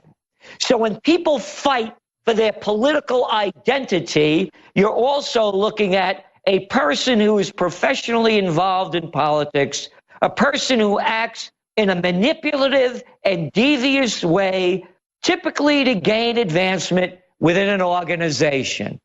So when we're talking about what's going on, Alex, no, they're not going to lower taxes. You got a bunch of politicians that'll keep screwing the people. And that's why they're so angry. That's why they're so angry at Trump. And one of the producers made the point, they're probably going to try to make it worse to hurt the recovery, to blame it on Trump. Exactly. And I'm showing you what's going on with the numbers already. And now there's, again, making the picture. Yeah, they're calling it a blue state revolt because Trump did this. They're going to probably raise them like you just said. Oh, my gosh. That's why we have you on. You just made me think of that. Oh, my God, they're so evil. And there's another problem. As interest rates go up, you're going to start seeing mortgage applications starting to go down. So this thing could have a very negative real estate effect because they're already looking at the Well, you know, Trump thinks real estate's overvalued. The problem is, like you said, they'll lower the value of the real estate and then still raise the tax the way these assessors are so corrupt. Exactly. So that's what's going on. So there's a real problem developing. Boy, my grandfather was so loved the little county they were in. He basically was a tax assessor, and he just said no tax on the poor and raise it on the rich. He'd go around knocking on rich people's doors. He was a Republican, and tell them, look, we're not going to kick that old woman out of her house. You tell them, you're going to accept raising your taxes. And people need to get back to that if we're going to have any culture, any civilization. Gerald Celente, we love you. Trendsresearch.com, you're awesome. Thank you for explaining that to me. Well, Jack Posobiec joins us. He, of course, has run the biggest grassroots Trump organization during the campaign, and he's been in naval intelligence as well until the media blew his cover, but that had nothing to do with the job he was doing trying to get the president elected to make America great again. And I wanted to get him on a few weeks ago about North Korea, but he's been on his honeymoon. He's back now. He was, of course, working the whole time. He was on his honeymoon in Europe. I wanted to get a report on what he saw in Europe. We traveled around Western and Eastern Europe. And the big awakenings that are accelerating there. Now even Northern Europe saying we're going to be nationalist, our country's first. And I wanted to get him on about, as I said, all things Trump. But this Bannon thing blew up. And I went with the same angle this morning. Hey, I don't want to get into infighting. I don't want to get into all this with Bannon. And I went and looked up the man that wrote the book, Fire and Fury, Mr. Wolf. And he's been called by major journalistic groups to be someone that manufactures fake quotes. And you've had a lot of people say now about the book itself, in quotes they're saying, that they never said anything close to that. Now, my job's not defending Steve Bannon. Breitbart sends us basically zero traffic, never writes about us, never supports us, never does anything. That's fine. They write a lot of great news. I link to them every day. In fact, I was talking to one of the high-level folks. They said, no, InfoWars sends us about 20% of our traffic. I know Drudge sends them about 30, 40%. So that's pretty amazing. Again, one-way relationship. I think you're doing a good job. I'm going to send people to you because I'm not about Alex Jones being king daddy here. And it's all about me. Just like Drudge is linking to everybody. That said, I said, Drudge is usually right. He put out this tweet that this is basically schizophrenic behavior by Bannon, and he's got all these bodyguards around him that I can confirm that even tried to frisk Roger Stone.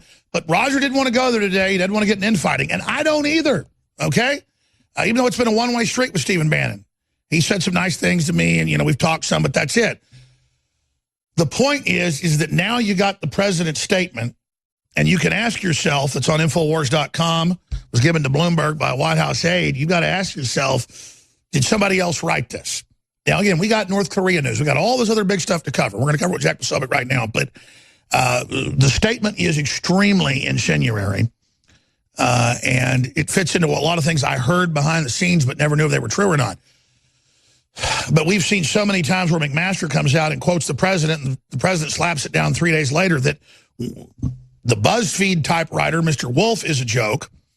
So there's so much fake news, we don't even know if this is true yet until the president tweets on it. Here's the statement from the president, according to Bloomberg. Steve Bannon has nothing to do with my presidency. When he was fired, he not only lost his job, he lost his mind. Steve was a staffer who worked for me after I'd already won the nomination, that's true, by defeating 17 candidates. Often described as the most talented field ever assembled, the Republican Party. Now that he is on his own, this does read like the president, by the way, Steve is learning what winning isn't always as easy as I make it look.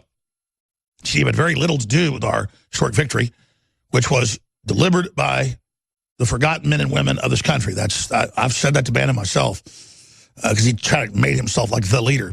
Yet Steve had everything to do with the loss of the Senate seat in Alabama held for more than 30 years by a Republican. Steve doesn't represent his base. He's only in it for himself. Steve pretends to be at war with the media, which he calls the opposition party.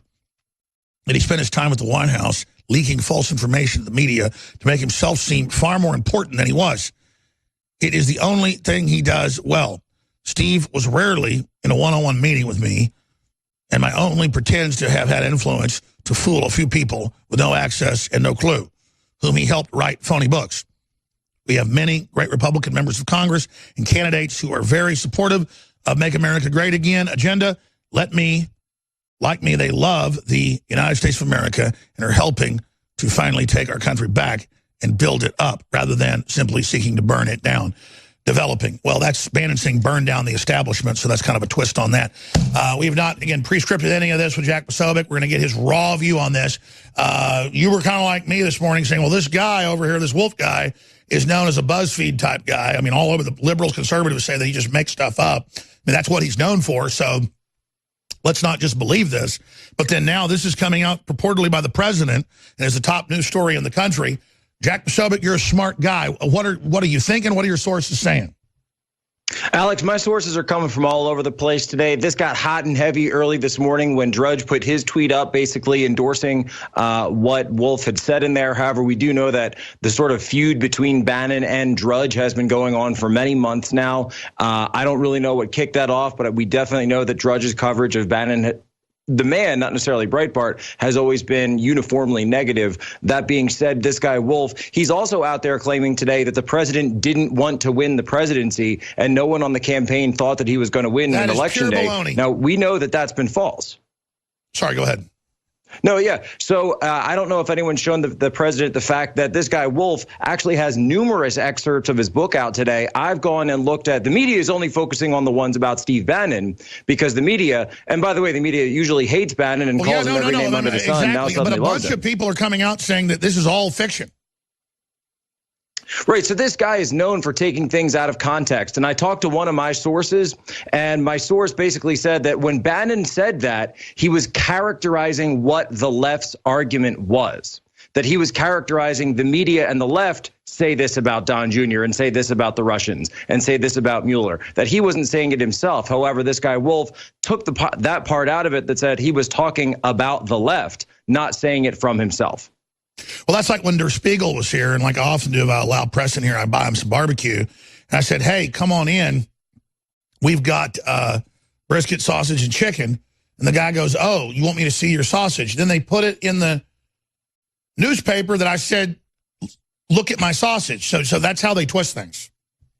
Right, exactly. So they're going to take whatever the most malpractice kind of reading, whatever, however badly they can take it out of context, they're going to take it that much out of context because they want this feud between Bannon and Trump. And Bannon, as a person, also represents, to a lot of people, sort of in the narrative, the media narrative, represents the base. They want to drive a feud between Trump and his base, and they look at driving a sort of wedge between Trump and Bannon as a way of doing that. Now, we all know that Trump has sources well outside of Bannon. He talks to lots of people in the base. He talks to lots of people directly. He goes on Twitter and talks to people. And that was my first reaction when I saw that there was a statement out from the president. I said, why didn't he tweet about it? He can tweet about Iran. He tweets about North Korea, that great button tweet yesterday that North Korea completely responded to. So why not tweet about the Steve Bannon thing? Why is there a release? Well, usually these statements, these releases are written sort of in a collective by the White House and then released officially. So it's not just directly coming from the president. This was clearly sitting and waiting. And they said, sir, probably 6 months ago, we've got to get a response ready in case something happens. It's been laying there and waiting. Right. So this thing has been, whether it was Bannon who said something or whether it was somebody else on the campaign who came out like David Bossie or Corey Lewandowski, anyone else who was at that high level, General Flynn, of course, was up there. Anytime there was bad news, they could just sort of take the name out, put another name in, and then put whatever incendiary comments they wanted. And hey, the president's a counterpuncher. So North Korea got to see that yesterday. Steve Bannon's getting to see it today. But I think there's more to this story. And so my sources have told me that they're working diligently to get to the president to make sure that he understands everything that's going on with this story and to understand that they're trying to create a feud between the president and his allies outside of the White House. Absolutely. And I think there's a lot of added evidence to that, because Bloomberg gets it. I mean, this just appears, and it's not through the president. But I'll give Drudge credit when he talks about Bannon being paranoid. I've talked to not just Roger, who wants to say nice things, and I get it, that, Bannon is surrounded by basically. No, the bodyguards are real. I've had to go through the bodyguards myself with them. I've personally met his bodyguards. I've gone through them. I've seen his security retinue. And that's also a function of Bannon going to so many public events these days. He's out there everywhere, and there isn't anyone the deep state would want to take out more than Bannon at this point. So I can understand having the bodyguards, but these guys, they're serious guys. All right, let's shift gears with Jack Posobiec into North Korea and how our button's bigger than their button. I don't know, but Kim Jong-un is so manly, though. He's so powerful. I'm your host, Alex Jones. Jack Posobiec joins us right now. And during the break before we went live, he was making some really good points about this Michael Wolff, who's known by liberal and conservative journals as beyond BuzzFeed when it comes to the fiction section. I have a statement from the First Lady saying they expect this book to be sold in the fiction section. So I'm not here to defend Bannon.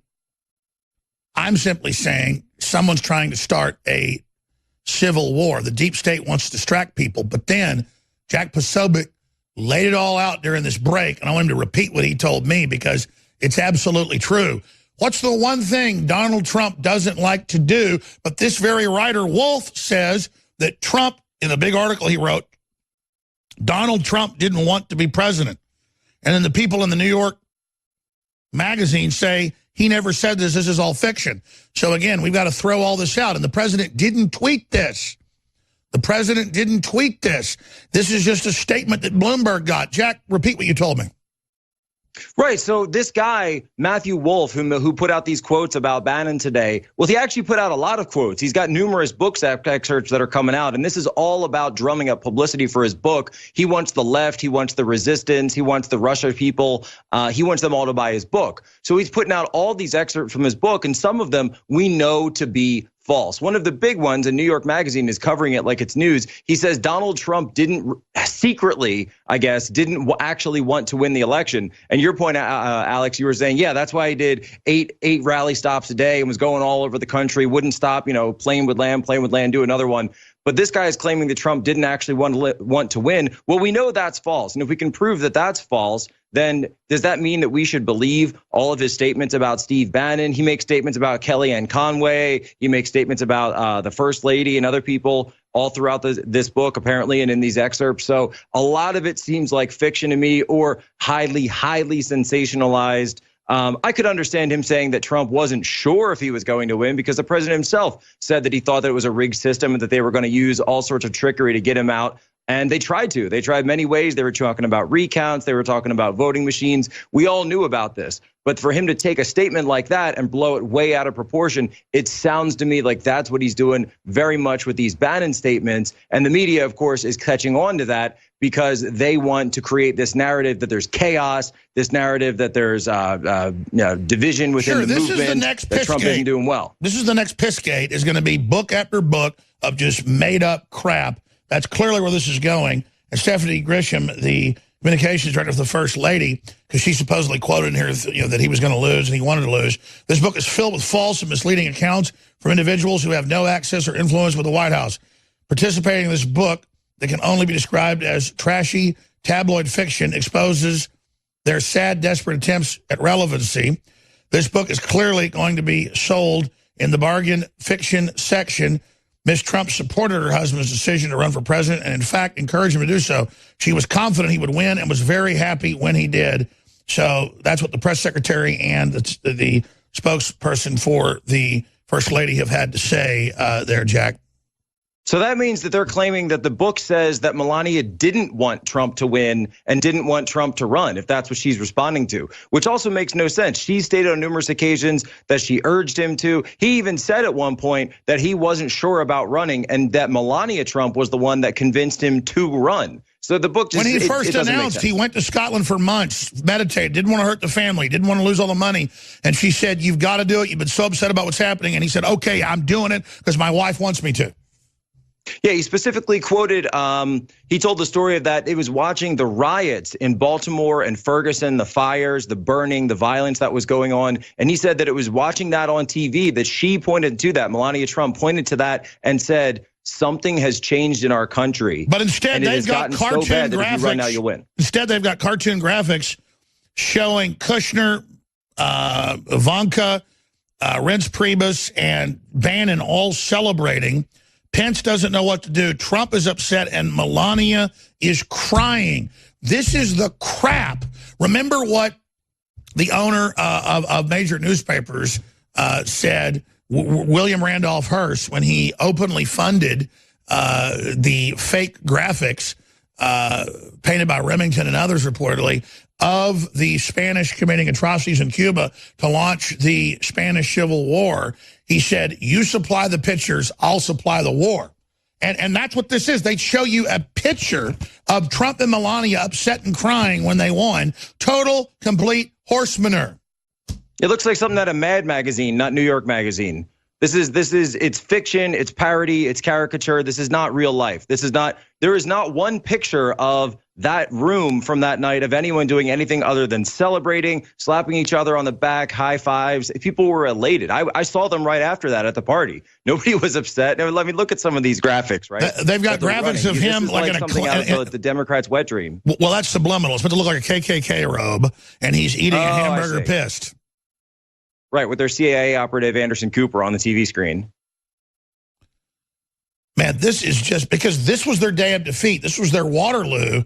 And so they take it and turn it into our defeat. They're upset they won. No! Right. The president of the United States, or Donald Trump, didn't want to be the president of the United States. I'd like to see them with Hillary's version of events from that night, because we all know that she had to be restrained that evening. We know that she had to be, that she wasn't allowed to be on stage. We first broke that she was literally completely drunk. You're absolutely right. But look, he's only delivered on his promises, too. That's why they're so pissed. Sorry, go ahead.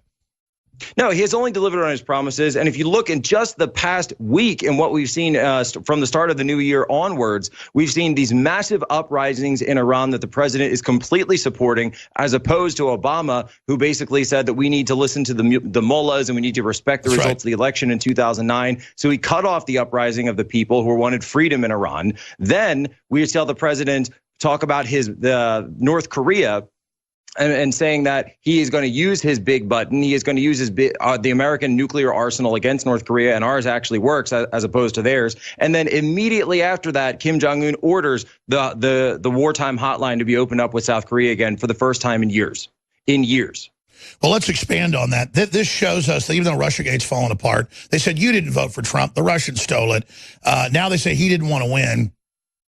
Well, that was the case. He would have rolled over to the establishment once he got in. Instead, he's risking his life, his treasure, everything, rampaging for America, delivering on so many fronts. I mean, it's incredible. And my conversations when he was candidate Trump and then elect president and then president is all keep going. We're going to deliver. Guaranteed, Alex, we're going to win. I need you to work harder than ever. Believe me, I'm committed. I will not let you down. I mean, he's just somebody that always does that. That's who he is. He doesn't do something to lose. If he wanted to go and follow the establishment's agenda, he could do so every day. He wouldn't need to be tweeting about it. He wouldn't need to be fighting the media. He could just be doing whatever Mitch McConnell and Paul Ryan told him to. He'd have 100 bills passed, and they would all be pro-establishment. They would have people in L.A. George Bush Jr., which is what they want. They would have people in L.A. and blocking him on the highway he'd stop the car, get out, and jump down into culverts to get into the speech.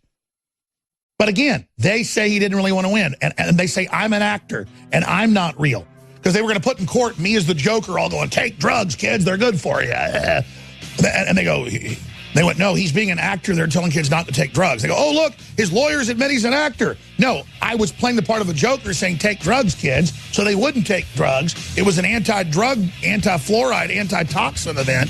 And again, they wanted to put that in court like I'm a raving lunatic. And they went, he's being an actor. But it doesn't mean I'm an actor now. It meant I was playing a part. Yeah, they're saying Trump's completely fake. That's something Howard Stern puts out ad nauseum. I'm not attacking Howard Stern. It's not true. That Trump never thought he'd win the presidency. And they just put it out. And now they've got a book out, Michael Wolff, claiming that Bannon hates Trump and he thinks that they're Russian agents or whatever. Just total made-up crowd. Even leftist publications are saying Wolff is basically a fiction writer. And now New York Magazine has a big graphic novel. It's not like the big graphic novel that was just put out yesterday, a few days ago, by the London newspaper, the Metro, that was a child sex manual for pedophiles, basically. No, it's not that piece of leftist art. It's Trump and Melania crying when he won. Even though I've talked to people in the room, they weren't sure they were going to win and thought they'd lose till about a little bit later. They were ecstatic and just couldn't believe it. But that doesn't matter that he did 8 stops a day. It doesn't matter he lost hundreds of millions of dollars of his own money. And all the pageants being canceled and people, selling their condos or leaving his golf course resorts or, all the rest of it and the thousands of lawsuits. No. And giving up the big TV shows and all of it. No, ladies and gentlemen, it's all fake. It's all a fraud. Simply incredible. And I've been ranting while Posobiec was talking. One of his mutual friends is Brent Smith. He was the creative director for the New York Times #1 best-selling Clinton Cash, a graphic novel. And he's put out several other graphic novels. DonaldJThump.com. DonaldJThump.com is the new one. It's got several books about Trump is a little blonde-haired bunny rabbit. Thump, the first 100 days, Timothy Lim and others, and Brent R. Smith, who joins us right now with the graphics and the rest of it. And it's a great book for adults. It's a great book for children. We're selling the book. We've got it bundled as well here with a one-off poster that's a collector's item, and we've got a big special on it. Both of these, the book, the graphic novel, and which is glossily printed in high quality, and the poster are $29.95. That helps support us, helps support the whole operation. And it's pretty ridiculous to have me there with Donald Trump as a bunny rabbit. But the book explains it all, The Art of InfoWars. So get the book, Thump, The First 100 Days, and Alex Jones and Thump, The Art of InfoWars, for a limited edition at InfoWarsStore.com. Everybody knows we had the Trump and Reagan limited editions by the famous artist whose art hangs at the Ronald Reagan National Library in California. And when we sold out of those a couple thousand, that was it. Well, this poster is a limited edition. The book isn't. So it's a very limited edition, InfoWarsStore.com. No reviews yet because it just went up for sale today.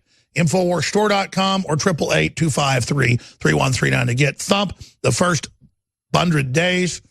And then we've got the poster, the glossy poster that goes with it, America First in 1776, Infowars.com. We're going to go back and have him on, Brent Smith, who's been on with Jack Posobiec on his program, but I was interrupting Jack so much hurriedly because his points were so accurate. I'm mad at myself. Not that I did anything wrong. I didn't instantly get it knowing fraudulent books like the PP Gate thing or how they do this historically with dirty tricks, the Democratic Party especially, how we saw them come out and attack Bannon to create the split, simultaneously launch through the book this other big article that Trump wanted to lose, and just more rolling out and more books coming. This is just an example of they're not giving up. They've signaled that, okay, we'll kind of have a honeymoon and back off, you've beaten us, but that they have no intention. Even the president over the holidays said, maybe I like the media, maybe we're going to work together. You know, we got the tax bill, my approval rating's way up despite their fake polls, but I think the signals they're never giving up, and all of us have to understand this is a fight for the keeps, especially as we continue to win. Jack Posobiec. Yeah, Alex, that's exactly what's going on. Is they've decided to come up with a new attack angle. It's a new year, looking at, I guess, season 2 in many ways, if you think of the Trump presidency as a television show. And I think that's how a lot of people have been conditioned to think about it. And they've come up with the new way to describe the whole thing, and that Bannon has flipped. And actually, some people, even on far, far left of this, are now saying that means Bannon is flipped and he's going to be working with Mueller. And they're really focusing on this treason statement, which to me doesn't honestly sound like something that Bannon would say. It sounds like something that one of these whole cloth believers in the Mueller Trump-Russia conspiracy theory would believe in. Well, no, I mean that's Bannon talking about the leftist, as you said, narrative, But again, it's not treason to meet with somebody who says they've got evidence of corruption of Hillary and the Russians, which is true. That's what you're supposed to do. Correct. Keep going. Sorry. No, and in fact, Hillary Clinton herself was we now learned later, was paying for that opposition research from none other than Fusion GPS. So for anyone to simply take the meeting was just a way to find out, hey, what's going on? What's the intelligence out there? How can we get it? This is how this works. Alex, I know you go through such a rigmarole for meeting with sources, for vetting sources, finding out what they have. I've got to do the same thing here in Washington, D.C., and it can be cutthroat. It can be deadly. It can be fatal at certain times. They want to come after you. They might want to try to meet you, set you up with somebody that's going to pump you with false information, or possibly even worse. So meeting with one of these sources, it's at the same time, you got to do it because otherwise you're not going to get the information. But you always have to make sure who you're meeting with. And that's what Trump Jr. was doing. There's nothing illegal about that because they're trying to prove collusion of a criminal conspiracy that didn't happen. Because 90% of warfare, as the Pentagon will tell you, is informational now. And that's who these operatives are. So it's all about who tries to tell the truth, who has a big track record of being right over and over and over and over again versus who's been caught lying over and over and over again, even in the WikiLeaks. We know the mainstream media are the bad guys. They're the fake media.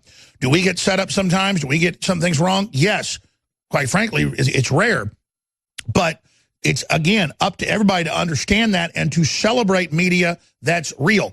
Now, let's bring on someone you've interviewed as well, Brent Smith, author of Thump, The First 100 Days. And we'll also talk about the free poster that comes along when you get the book, limited edition, InfoWarsStore.com. Explain to people about Thump and why this is an important book and how it ties into things. Hey, Alex, thanks for having me on. We really appreciate it. All of us are huge InfoWars supporters and fans, so it was great to partner up with you on the poster and the book bundle. Timothy Lim and Mark Pellegrini are the authors of Thump. Tim is the illustrator. Tim is a incredibly talented illustrator, audiologist by day, and a designer for Lucasfilm, Marvel, and Hasbro at night. Mark also is a writer for comic books, and they came to me probably about 6 months ago with the character of Thump. And I just thought to myself, this is brilliant. This is the ultimate juxtaposition of what everyone says about the president.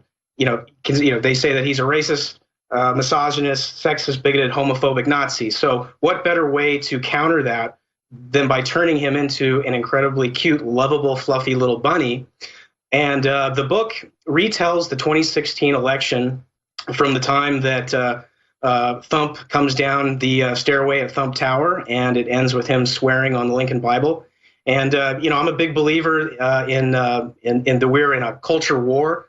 Andrew Breitbart famously said that we are politics is downstream from culture, and the same with Clinton Cash, a graphic novel. I'm really interested in creating pop culture for our side because the entertainment industry largely ignores the 64 million Trump voters out there. And this book, Thump: The First 100 Days, is basically a love letter to all the Trump supporters and to the president.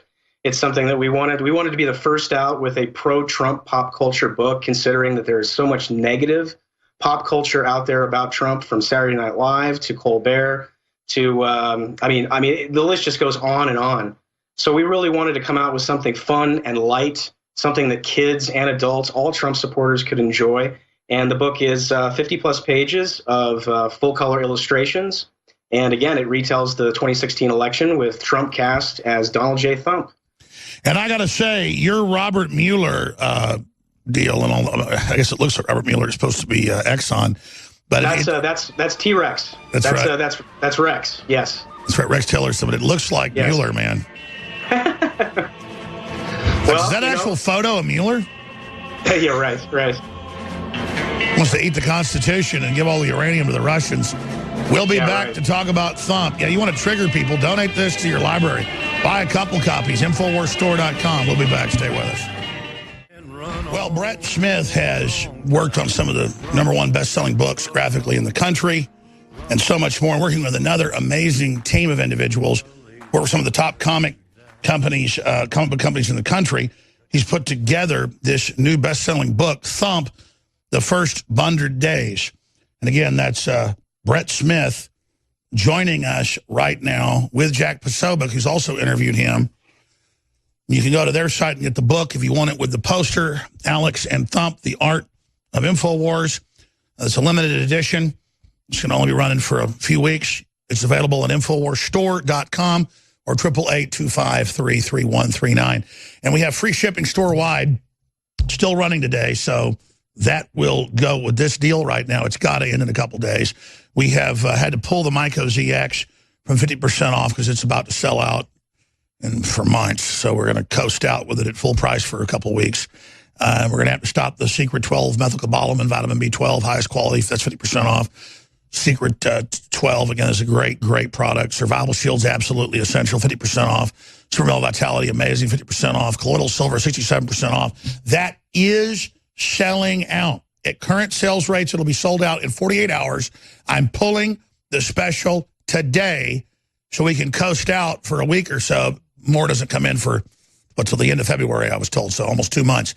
InfoWarsStore.com, InfoWarsLife.com. These products are high quality, whether it's books, T-shirts, videos, air filtration, water filtration, whatever's the best out there. I either go out and private label it or I develop it with top companies. But Supermel, by the way, is excellent. A lot of people love it. And these formulas are all different for different people.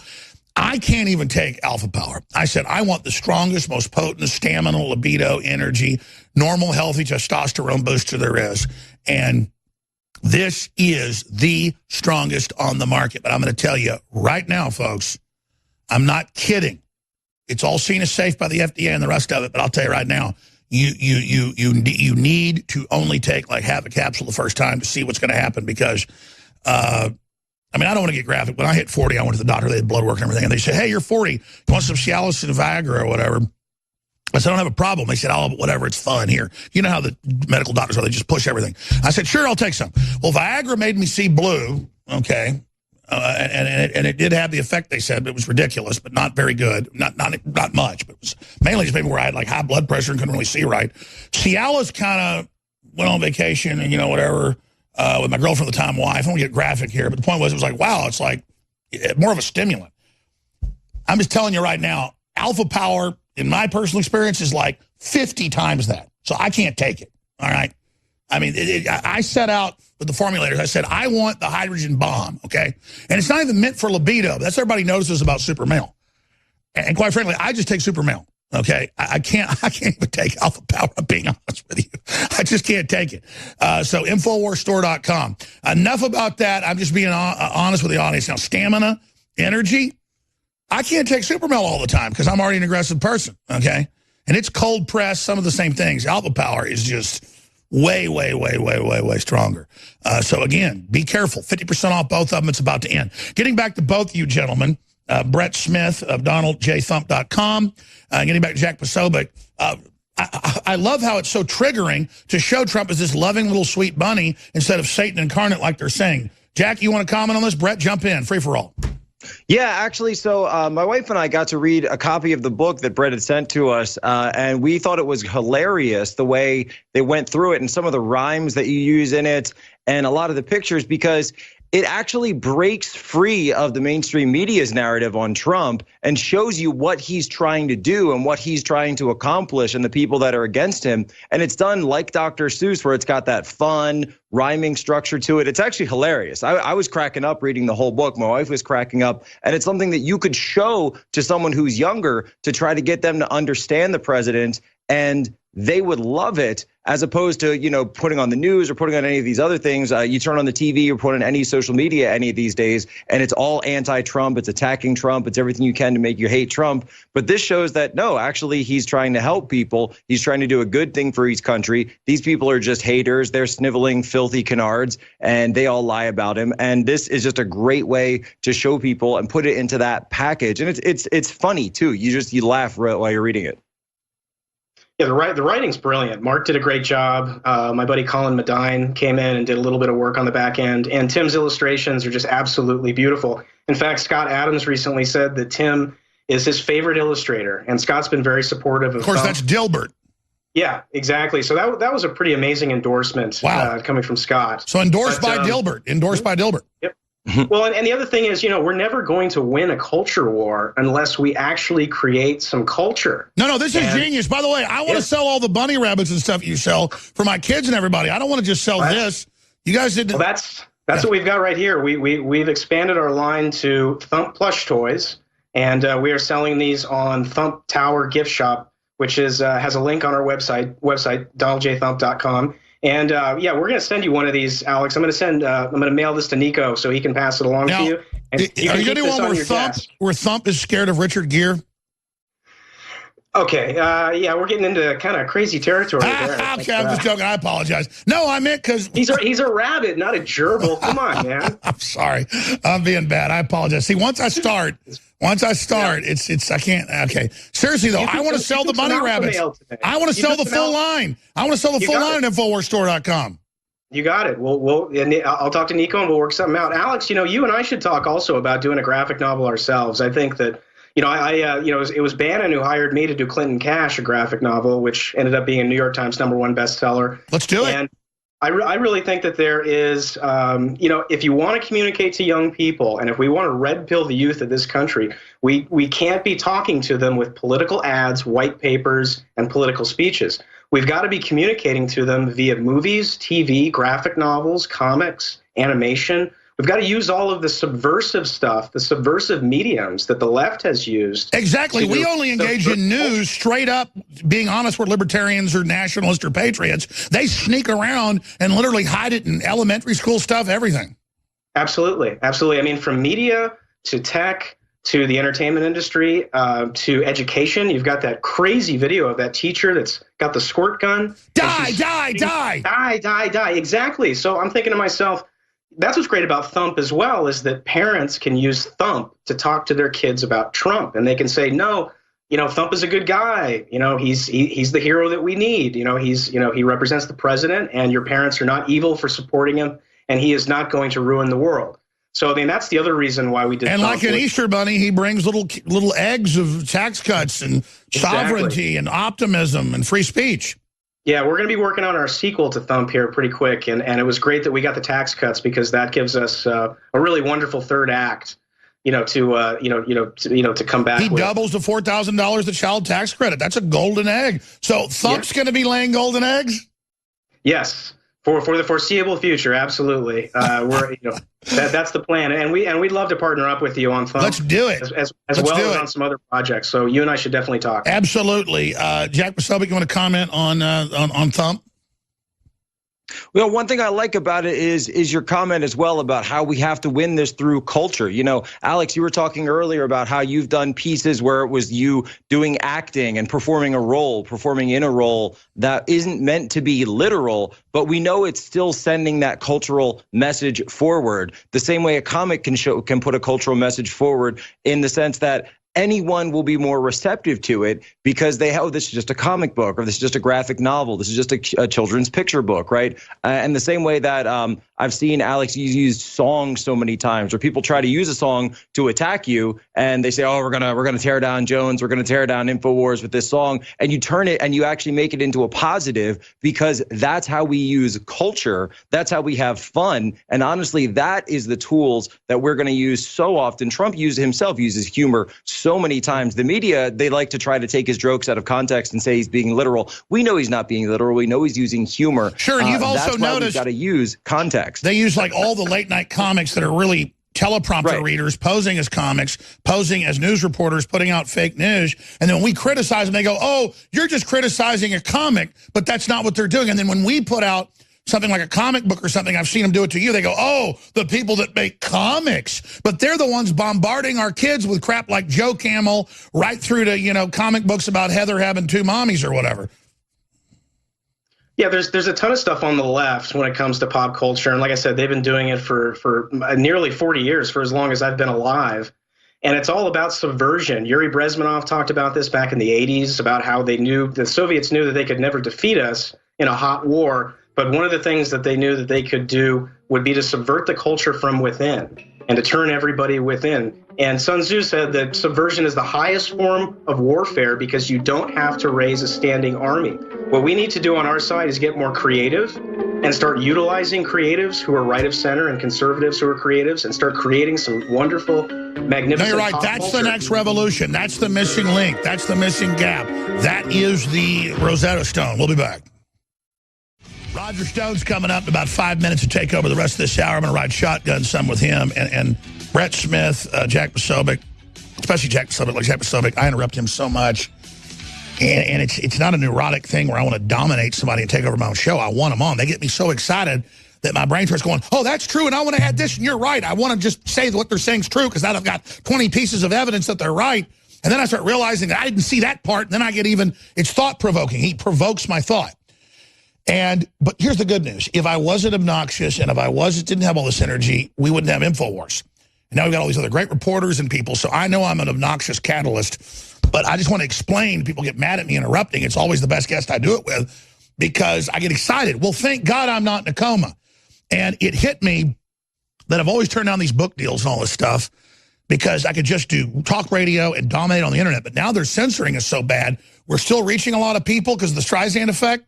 They're having congressional hearings saying, shut us down, shut us up. And I'm seeing them take our sponsors, get us here. And I can get the audience to bring us the funding, but it's, I don't want to encourage the enemy, but it's getting harder. So now I'm going, oh, okay, I just went ahead and took that giant book deal, one of the top writers. Once it's announced, it's absolutely huge. That deal's going. And I got all these other giant. I said, I'll go ahead and do the movie deals. All this, because I could go reach, all these people every day and not be censored is bad. Well, if I can reach 10 million people every day or 5 million, instead of spending 6 months to make a big film or do a Netflix series, I would turn it down. But now they're forcing me to grow tentacles, which has always been a good thing, which has happened before. So that's exactly what our guests are talking about. We only got about 3 minutes left. I appreciate you both, Brett Smith and, of course, Jack Posobiec. Let's get a final comment from Jack and then from Brett. Alex, just to kind of jump in with some breaking news that we've heard. We were talking before about that piece, that book that's coming out about Steve Bannon, but also really about the campaign. There are other people now disputing comments that were made that are attributed to them in it. Katie Walsh is one of them, who was part of their president's transition team in the White House. She's saying, quite frankly, that I never said the comments that were attributed to me in this book. They are manufactured. I don't know where they came from. Tom Barrack is?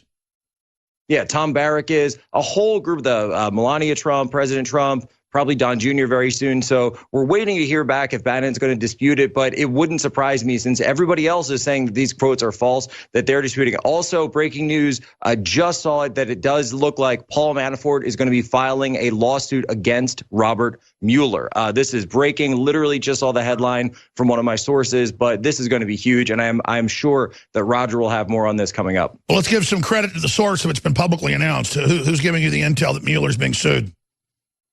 I'm getting it from one of my White House sources. Can't quite give a name, but one of my White House sources. Okay. I thought you said, okay, I thought. Oh, there you go. Now it's out. Okay, it is up. Manafort sues Mueller in Russia probe. Well, you know, they did this whole fake amicus brief with no evidence against Roger, who's being sued. And the president, why not strike back with this? I mean, I'm not a litigious person, but I've got the lawyers all lined up right now to go completely ape. I just am not litigious, but I think it's one of the final buttons I got to push. What do you think, Posobiec?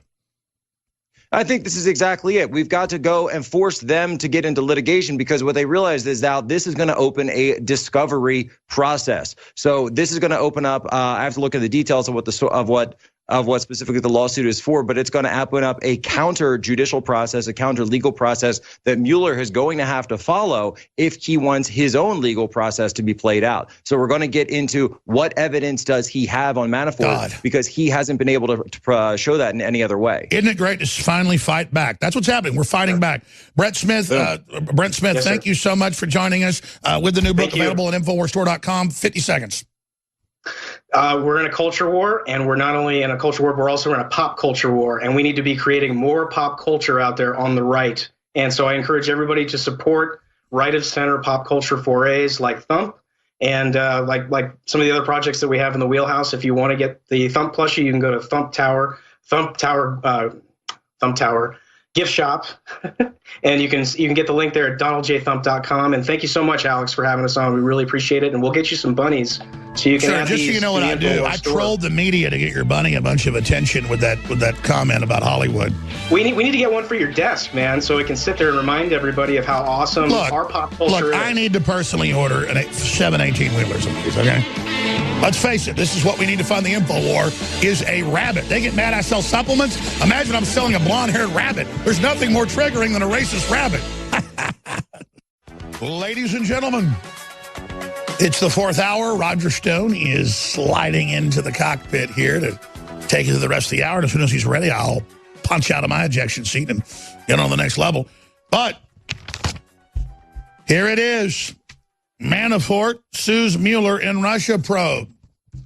Yeah, they've got the Democrats, Obama's law firm, just suing Roger Stone and others, the president, for no reason. Well, Manafort, the former Trump campaign chairman, indicted on money laundering and other charges, filed a lawsuit challenging the broad authority of Special Counsel Robert Mueller and alleging the Justice Department violated the law in appointing Mueller. Well, even CNN admits that he took stuff that wasn't in warrants, lied, did stuff never before seen. The suit brought Wednesday by U.S. District Court in Washington, where Manafort, another former Trump campaign aide, are charged, challenges Mueller's decision to charge Manafort with alleged crimes they say have nothing to do with the 2016 campaign, but rather relate to lucrative lobbying work Manafort and his deputy did for a Russian-friendly government in Ukraine. That work ended in 2014 and dates back more than 10 years. The suit says Manafort and his deputy, Rick Gates, deny the allegations and the charges. Well, I could be a fake news reader, couldn't I? If I would actually apply myself. The legal action represents a new tack in a broad effort of supporters of the president to push back on the special counsel. Some Republicans have begun to publicly calling for Mueller's probe to be shut down. Manafort attorneys echoed the president's criticism that Mueller's investigation into Russia meddling in 2016 election is pursuing crimes that never happened. under crimes of process, I would add. The Manafort lawsuit alleges Deputy Attorney General Rod Rosenstein and Mueller have unlawfully exceeded the authority allowed under the law governing special counsel appointments. The lawsuit contends that the order Rosenstein signed to appoint Mueller exceeds the scope of Mr. Rosenstein's authority to appoint special counsel, as well as special restrictions on the scope of such appointments. The focus is on a part of Rosenstein's order that says Mueller may investigate, quote, any matters that arose or may arise directly from the investigation. It doesn't get broader than that, ladies and gentlemen. The Manafort lawyers say this goes beyond what the law allows Rosenstein to empower Mueller to do. As I've said, is Mueller a king? Is he a god separate from the three branches of government?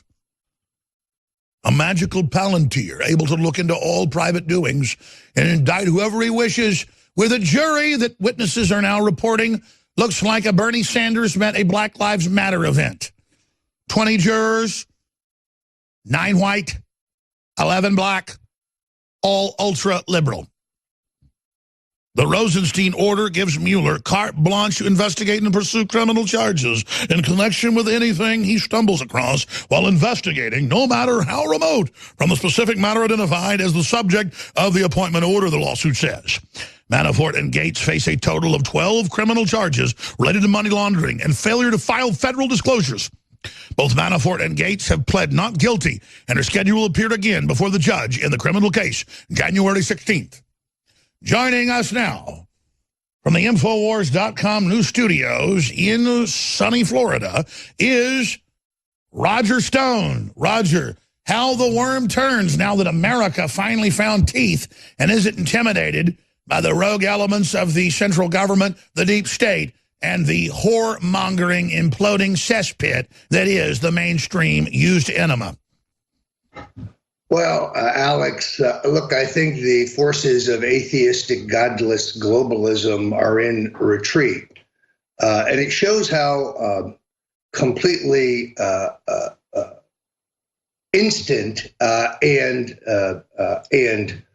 potentially extraordinary our political environment is. In politics, a day is a lifetime. Just the revelations of the last 3 months about Mueller, the FBI corruption. You could write about it for 1,000 years. It's really extraordinary. And juxtapose that with a surging stock market, record unemployment, even with the phonied up statistics. With these enemies trying to block the giant, big, juicy, delicious, as Robert Duvall says in Network, it's a big you-know-what hit. I mean, it's a big, juicy, black gold, giant success. Get out the way. Get out the way. Sorry. So the establishment, as we know, in the last year, whipped up a phony hysteria about Russian collusion. It was essentially like it was red baiting. It was warmongering. It was fear mongering, but it had no basis in fact or truth. As we know, this was the brilliant idea of John Podesta. Aware of the fact that he and his brother and Bill and Hillary and others in the deep state had made multi-millions selling America's interests out to the Russians, they decided to accuse Trump of it. You were among the first in the country to point this out. And it was brilliant. Their handmaidens, their pearl clutchers in the mainstream media seized that fake narrative. Let's remember, John Podesta actually publicly called for the Electoral College before they met to seat the president, essentially, to be briefed on quote unquote Russian collusion. There was none then. It would have been a very short briefing. It was a bluff. And there could be none today. There's no case today. So what you have here is a phony, whipped up hysteria. Sure, and our audience knows that. I mean, my God, they just say in Congress, I am a Russian agent. It's ridiculous. Well, but here is the larger point. The entire politics changed when the president issued the executive order, which is a blueprint for the roll-up of the traitors and the crooks and the Wall Street scamsters and the potbelly pedophiles and the child traffickers and the pedophiles and the deep staters who have made mega millions. If you want to see the smaller version of this, the test case, I believe it is Saudi Arabia. If the deep state thought no, exactly, that was the successful beta test. But here's the problem: Keith Olbermann said we're all Russian scum. He said we're at war with Russian scum. But they've about lost. To be handed over to scum, who are beholden to scum, Russian scum. But again, Roger, these are the globalists that hate America telling us we're Russian scum. Sorry, go ahead. I'm sorry. I just, how does a man do Twitter when he's most likely in a straitjacket? I mean, Keith Olbermann is the ultimate tinfoil hat, crazy left-wing conspiracist. He never wants to argue about facts. He just likes to call names. That's why I believe he's probably unemployable by any real network. In any event, let's not boost his name ID any further. They lost that fight, Alex. We're on to a whole new thing. You see, they thought that the president may not have been on to them and their entire network. They have done everything humanly possible to cozy up to him, but not embrace his policies, but attempt to dilute his policies. Sure, get close enough to stab him in the back. Exactly. The president, who has never governed before and doesn't really, in many cases, know and is not told by his handlers the pedigree of some of the people he's lunching with, that he's meeting with. You will recall, Alex, that was a time, very early on when he had lunch with a well-known attorney who turned out to be the chairman of the Council on Foreign Relations. And I asked him why he did that. Richard N. Haas. He says, yeah, I know Dick from he used to hang around trying to pick up models and stuff. He's the head of what? You see, in other words, they try to burrow their way in. Haas was rumored to be headed to the State Department, and that did not happen. Hey, you don't have to tell me about infiltration. I've got a small operation, and we've been infiltrated at least 5 times. So I know about it. Believe me, I can't imagine how the president does it. That's why sitting back watching the president, I'm just in awe. Even though he's not done some things he said he would, he's just overperforming everything else. And I'm just like, thank Jesus. We'll be back. I see the trolls. They don't just pose as left-wing operatives. They pose as liberty people, and they go on and, oh, Trump's fake. Oh, he's not doing this. Oh, he's blah, blah, blah. It's all horse manure. There's not just evil in the world. This is the real restoration of the republic. Why would powerful interests just want to gut the country and bankrupt everything and make people poor to control them? That's sick, leftist, communist, globalist, Soros crap. Doesn't mean the elites that are fighting with the people to bring back prosperity are perfect. It just means they're not totally out to get you. And it's like Trump put out in the statement about banning. He goes, we don't want to burn the country down. We want to just bring back prosperity. And I've never been anti-government. I'm anti-constitutional government. And I'm seeing the direction we're going as being really good. But since I mentioned Olbermann, here he is in the original video. He's now lost the funding because people weren't watching it. This was his first video, though. And it got 1.64 million views, so 1,600,000 views. He says, we are at war with Russia. They are finalizing their coup. POTUS must declassify all permanent information now. Well, they released it all. It was all horse crap. It was Hillary in bed with the Russians. And the Russians were like a guy that bought America once a month. I mean, the Chinese are like, going to the pimp, the Democrats, and like having rape sex with us every 5 minutes. I mean, the EU, the globalists, the big banks, Bezos was raping us every few hours. The taxpayers. I mean, the Russians are the scapegoat because they're the only group out there that's thrown the globalist out. But now it's spreading, see? So when they say it's Russia's fault, I mean, we got to give Russia some credit in a minute with Roger Stone, who's going to then take over. But here is the beginning of the famous Russian scum video. We are at war with Russia. Or perhaps more correctly, we have lost a war with Russia. No, you're at war with battle. me, baby. We are no longer a sovereign nation. We are no longer a democracy. We are no longer a free people. We are the victims of a bloodless coup. So far, a bloodless coup. See that flag? That's your war with. By Russia with, at best, the traitorous indifference of the Republican Party and Donald John Trump, a man who, to borrow a phrase from another December long ago, will live in infamy. In 5 weeks' time, unless desperate measures are taken, we will hand over the government to a man who lost the popular vote by more than Woodrow Wilson or Jimmy Carter. Because he stole 6 states. A man whom the Russians wanted to run our country for them, a man whom the Russians got to run our country for them, a man for whom the Russians interfered with our elections, which if we did it to another country would be described as an act of war. And in this country, we have conceded defeat. Some experts, John Kasich's strategist, John Weaver for one, have compared this to Pearl Harbor. Even the hard-right ex-Congressman Joe Walsh says Republican silence will be tantamount to treason. Some others, too, have proved courageous. Trump, self-destructive to the last, issued a childish statement mocking the CIA. All right, that's enough of this. Roger, I'm going to turn the broadcast over to you. This is the crap, because Keith Olbermann says it a year ago. They then just say in Congress, well, Jones is run by the Russians and blah, blah, blah. Meanwhile, the economy surging back, the military is expanding, Trump's sending heavy weapons to fight the Russians. I mean, I think he's been manipulated, or they're not following his orders, into a war with Russia. I actually don't. I want to be friends with Russia. But, I mean, Trump's in a more aggressive stance right now to Russia than even Obama was. It's just all literal horsemanner. Roger? I'm sorry, Alex. We had a little audio problem there again. I think we have now corrected it. So I'm just saying, you just heard I mean, could you hear Olbermann? Yeah, your audio's up too high. This guy is the epitome of the loony left. Here's the point. The Trump administration is now giving lethal weapons to the Ukrainians with which they will kill Russians. So the idea that the Trump foreign policy would be to roll over for Vladimir Putin is already proved to be false. All of the Russia policies by the Trump administration have angered Putin. So the charge that the Russians owned him have been disproved in the arena of our U.S. foreign policy. No, I agree, but I don't want the left bullying us into war with Russia when Russia is not expanding. It was Soros overthrowing Ukraine 4 years ago that started all this.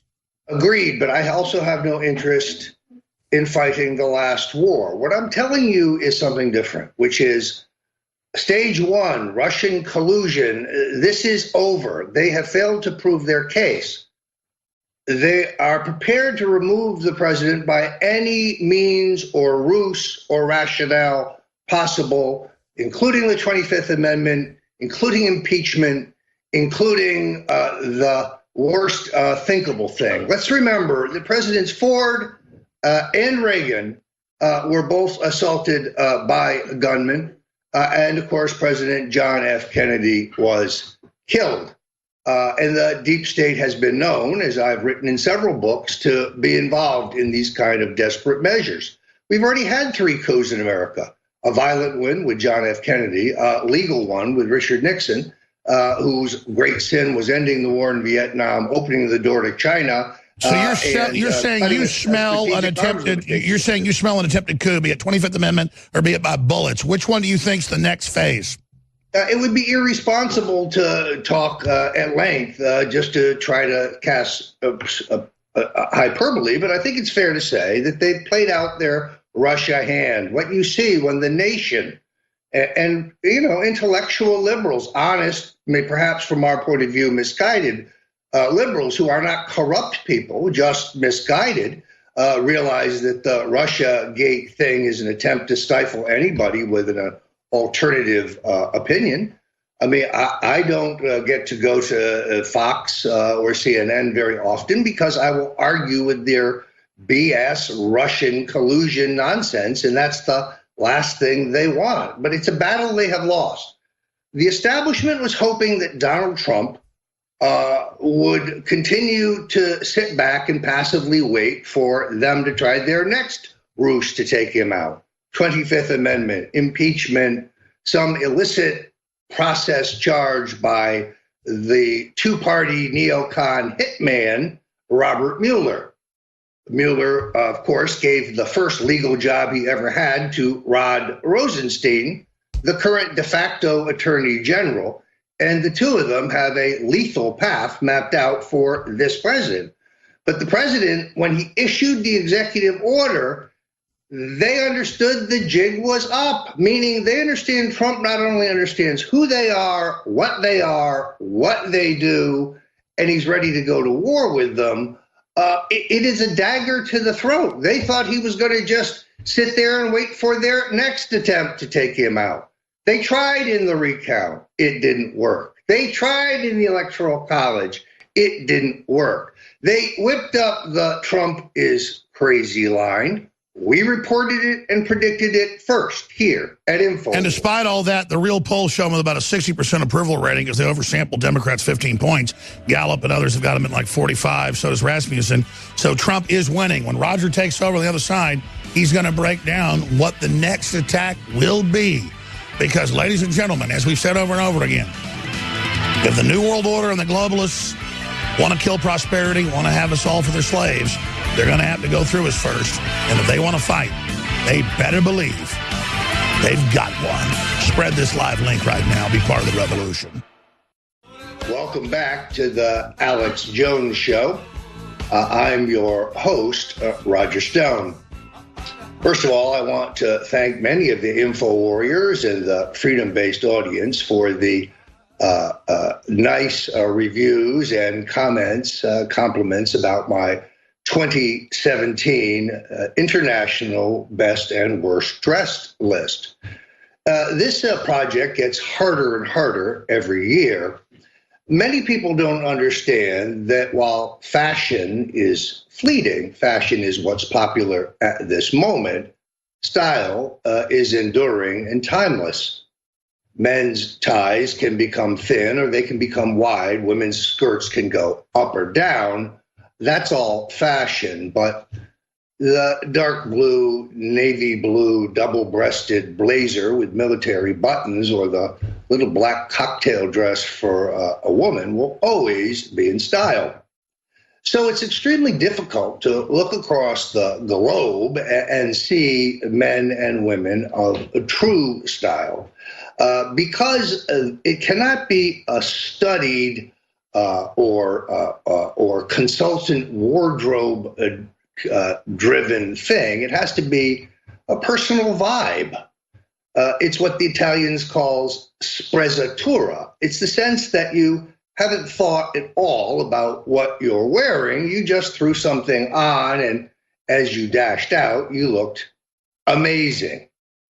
Well, if we scroll here, you can see this is a tradition that we took over from a gentleman named Earl Blackwell. Mr. Blackwell of Hollywood was a columnist, had a syndicated column, and he was a Hollywood designer himself.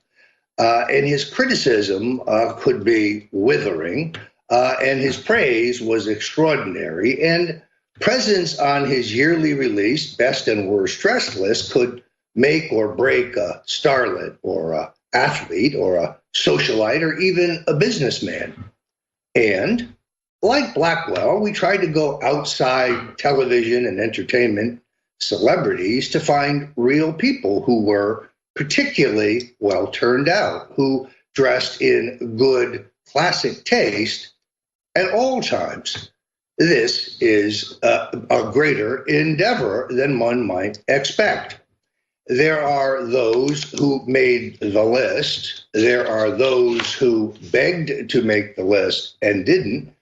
There are those who get honorable mention and may make the list in future years. This isn't ideological or political. I have liberals on the list. I have Democrats on the list. This is about good taste and the basics of style. Look good, feel good, as we put it in Stone's rules. Let's show the InfoWarriors the list, and I'll do a little commentary about how I derived some of these choices. Can we throw up the there we go. So there's one right off the top. Kimberly Guilfoyle of Fox News, who is one of the most gracious, extraordinarily intelligent women I've ever met. Guilfoyle, an attorney and former prosecutor who won a number of high-profile cases with her completely memorized summation before a jury, who excelled in her law school, in her academic career, and today is one of the smartest analysts at Fox News, is one of the extraordinarily best-dressed women you've ever met. She has that insouciant sprezzatura style, as the Italians say, and seeing her in a black turtleneck sweater, tight black leather jeans, and the appropriate boots is literally breathtaking. She is as well-dressed in formal wear as she is in a little cocktail dress, deserves her position on the list. My friend Milo somehow fuses a punk, radical, but chic look, but he looks equally as dashing in a double-breasted Savile Row, nicely cut suit, or an extraordinary nice blazer and jeans. He looks good in formal wear. He looks good as a punk rocker. He's the only person I know who can purposely dress over the top, but he never looks clownish. It always works, and that is a feat. He goes to our lifetime achievement in this thing. So the list includes James Rosen of Fox News, particularly well-dressed. We have, of course, our own Owen Schroyer, who made the list. Now, Owen dresses for the millennial generation, but he's got an uncanny, this appears to be last year's list, gentlemen. I don't want to jump the shark here with the control room, but there we go. There's our Owen Schroyer, pardon me. Indeed. Owen has got a great style. I don't know how he does the 3-day scruff. Never seems to shave, but it's a look that works for him. I may develop a product for the InfoWars store where you get stuff you can put on that looks like an Owen Schroyer 3-day scruff thing, because it's very big among the millennials, particularly with great hair, as Owen has. But he deserves to be on the list. And yes, sadly, he replaced Jake Tapper this year. Let's continue going through Lena Dunham. I mean, you can almost.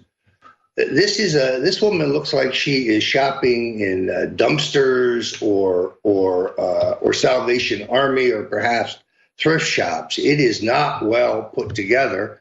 It's really. She must be robbing hobos in the street for their garments. It's that bad. This is her second year on the worst dressed list. The list again, though, we have, as I indicated, we had a number of Fox folks here deserve to be on the list. We elevated Judge Andrew Napolitano to the Lifetime Achievement Award some years ago. We'd be remiss about not pointing out that CNBC's Larry Kudlow is the individual with the most years on the list, having moved to Lifetime Achievement. Let's give them a nice photo of our friend Larry, who deserves kind of a special mention. There you go. Josh Mankiewicz of NBC. Shannon Sharp. I don't agree with his politics, but I do like the cutting edge of his clothes. He cuts a great swath, as they say. The New York restaurateur Kenny Aretsky, famous of Orrin and Aretsky's, a longtime hangout of Donald J. Trump, sometimes with his attorney Roy M. Cohn. He is in the pantheon of the greats. So we had a lot of fun with the list. Now, let's go back to the top here, if we may, because we have some earlier discussion of the origins. In any event, this is among the favorite things I do at the end of each year. I had a terrific swing through Austin as the list was coming together. My arm still hurts from Owen, ringing it. In any event, you are on the Alex Jones Show. Good time to remind you that the expansion, this broadcast, the War Room every day, is only possible if you support the InfoWars store and the InfoWar. We don't have any fat cats writing big checks for us. We have to count on you. So please, the time is now. We are on the march. Help us put this one away. The globalist scum are in retreat. Let's seal the deal. Please come patronize us today. Ladies and gentlemen, Owen Schroyer here for Infowars.com and the Alex Jones Show, and we've got breaking news right now. I just ran into the studio to break this here on the Alex Jones Show, and then I'm going to pitch it to Roger Stone and get ready for the War Room, where you can join Roger and myself at 3 o'clock Central at Infowars.com/show. Fire at Bill and Hillary Clinton's Chappaqua, New York house. You heard me correctly. Fire reported at the Clintons' house in Chappaqua. That is a confirmed fire. You had crews on the scene. Apparently, the flame and the blaze have been extinguished now. It was on the second floor of the main compound in the multi-home compound they have there in Chappaqua. Fire at the Clintons' house. So with all of this being exposed, the deep state, Hillary Clinton's Uranium One scandal, all the scandals inside of the Clinton campaign, the rigging of the DNC, them trying to rig the Maine presidential election, were they perhaps trying to get rid of some evidence and maybe set off an alarm that alerted the fire department? I don't know, Roger. A lot of intrigue around this story. Fire reported, fire confirmed, multiple crews on the scene at Bill and Hillary's Clinton's Chappaqua house. Roger, we're going to have more of this on the War Room. I pitch it to you. Thank you very much. I think it's important to note that the very first race for political office that I really managed included Chappaqua in the district, where I helped a patriot named Jack Hicks Beach take out a liberal Republican in the primary who was our county legislator, a fellow named Bradley Bowl. So I have a long time familiarity with the political infrastructure and the community leaders in the Chappaqua area. I saw this report. I did not take it to air because I had received a text message I now believe to be a hoax telling me that I should confirm with the Newcastle police because claims of a fire in the Clinton home are fake news being sent to you, being put out to set you up. We have now, you have confirmed that the Newcastle police have confirmed that this is a real story. So I'm delighted that you broke it. When you burn, hard drives in your bedroom, it probably puts out a toxic smoke. But the Clintons, as we know, are epic criminals. My book, The Clintons' War on Women, is a veritable blueprint of their mass corruption. They're selling out America's interest to the Chinese for campaign contributions, to the Russians. Their epic greed for money that has made both Bill and Hillary individually now worth just south of $500 million. Their greedy, nasty, entitled daughter being paid $6 million a year by the Clinton Foundation, whose lavish multi-million-dollar wedding paid for by the Clinton Foundation, because she is a officer of the Clinton Foundation. She's, in my view, a co-conspirator in what is one of the greatest scams in American history. The Clinton Foundation is not a charity. It's a slush fund for grifters. And in this case, it has been the vehicle for the facilitation of multi-million-dollar bribes and buying American foreign policy for big shekels. It's an epic story of criminality. Bill's sexual assaults on women.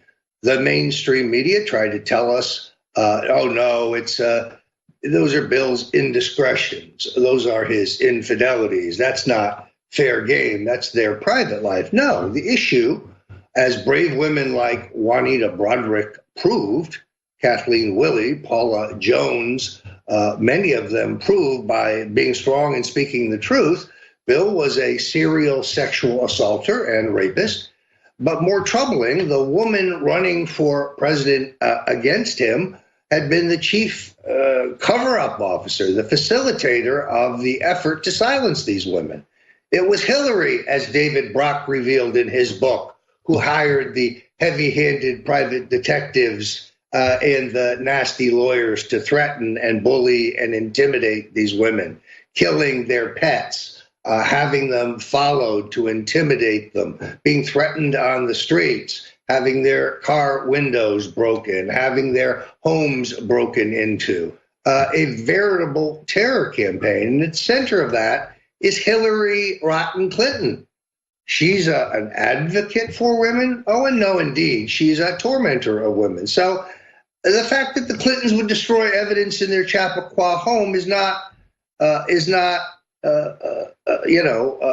surprising. Look, Bill Clinton, we know, made multiple trips, not only on pedophile Jeffrey Epstein's luxurious plane, but as Sean Hannity has pointed out, to his orgy island in the U.S. Virgin Islands, where there were many underage girls. No one ever saw what Bill Clinton did. There was no direct eyewitness testimony, but given his history, what do you think the odds are? In any event, this is suspicious to say the least, but it reminds us again the lengths to which the Clintons would go to cover their crimes. I mean, we're at a point where, incredibly, the FBI agent who questioned Cheryl Mills and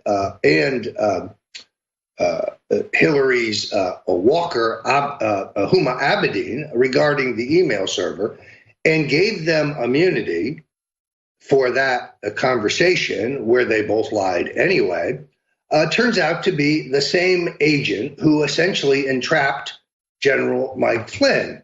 The government listens to Flynn's conversations. He's under full surveillance. And then they put together a list of questions, and they have an agent shock him at his office in a raid in the morning, no lawyer present, and they trip him up in a process crime. Not that he committed perjury, that he lied to an FBI agent. A setup of a great patriot. It was not until the Trump legal team threw Flynn over the side that he decided to plead guilty and stop fighting for his president. Mike Flynn and everybody in the Flynn family is still loyal to the president and the Trump administration and his agenda. But they are bewildered, and they're hopeful that at the right time, the president will consider a pardon. Let's see where that road goes. Owen, are you still with us? Okay, I apologize. So moving along, we spoke about the significance of the executive order, and it really has, in my view, completely changed the entire Washington game. The elite now know that Trump knows exactly who they are and what they have done. Who drafted this order, who had the president sign it, and how much the president is involved in the day-to-day effort. This is clearly a declaration of war. The ruling elite sees what's happened in Saudi Arabia, and they know that it can happen here. There's a record number of high corporate CEO sudden resignations, similar to what we saw at Google, as the forces of justice begin to focus on some of the likely criminality of what has transpired. We are also, in the next segment, we will talk just a little bit about the controversy regarding the president's former chief strategist, Steve Bannon. He and the president in a public spat. both friends of mine, something I'm not happy to see but we will get into that. This is not about the influence or lack of Breitbart. The president's constituency is loyal to him because he is Donald Trump. He is unique. He is one of a kind. There is no Karl Rove in Trump world. Certainly never me, and not Steve Bannon. He is fun to work for. He likes to hear your advice. Once in a while, he even listens to some of it or incorporates it in what he's going to do. But he's freewheeling. He's independent. He's very confident, and he loves, he loves the game of public relations and the high stakes of politics. And he's proving to be much better at it than the elites and the mainstream media ever considered. In the meantime, the number one force out there that is supporting him and his agenda is InfoWars, which is why I ask you again to hit the InfoWars store. Look at the T-shirts particularly. Some of these Trump T-shirts are must-gets. Help us out. We are the tip of the spear.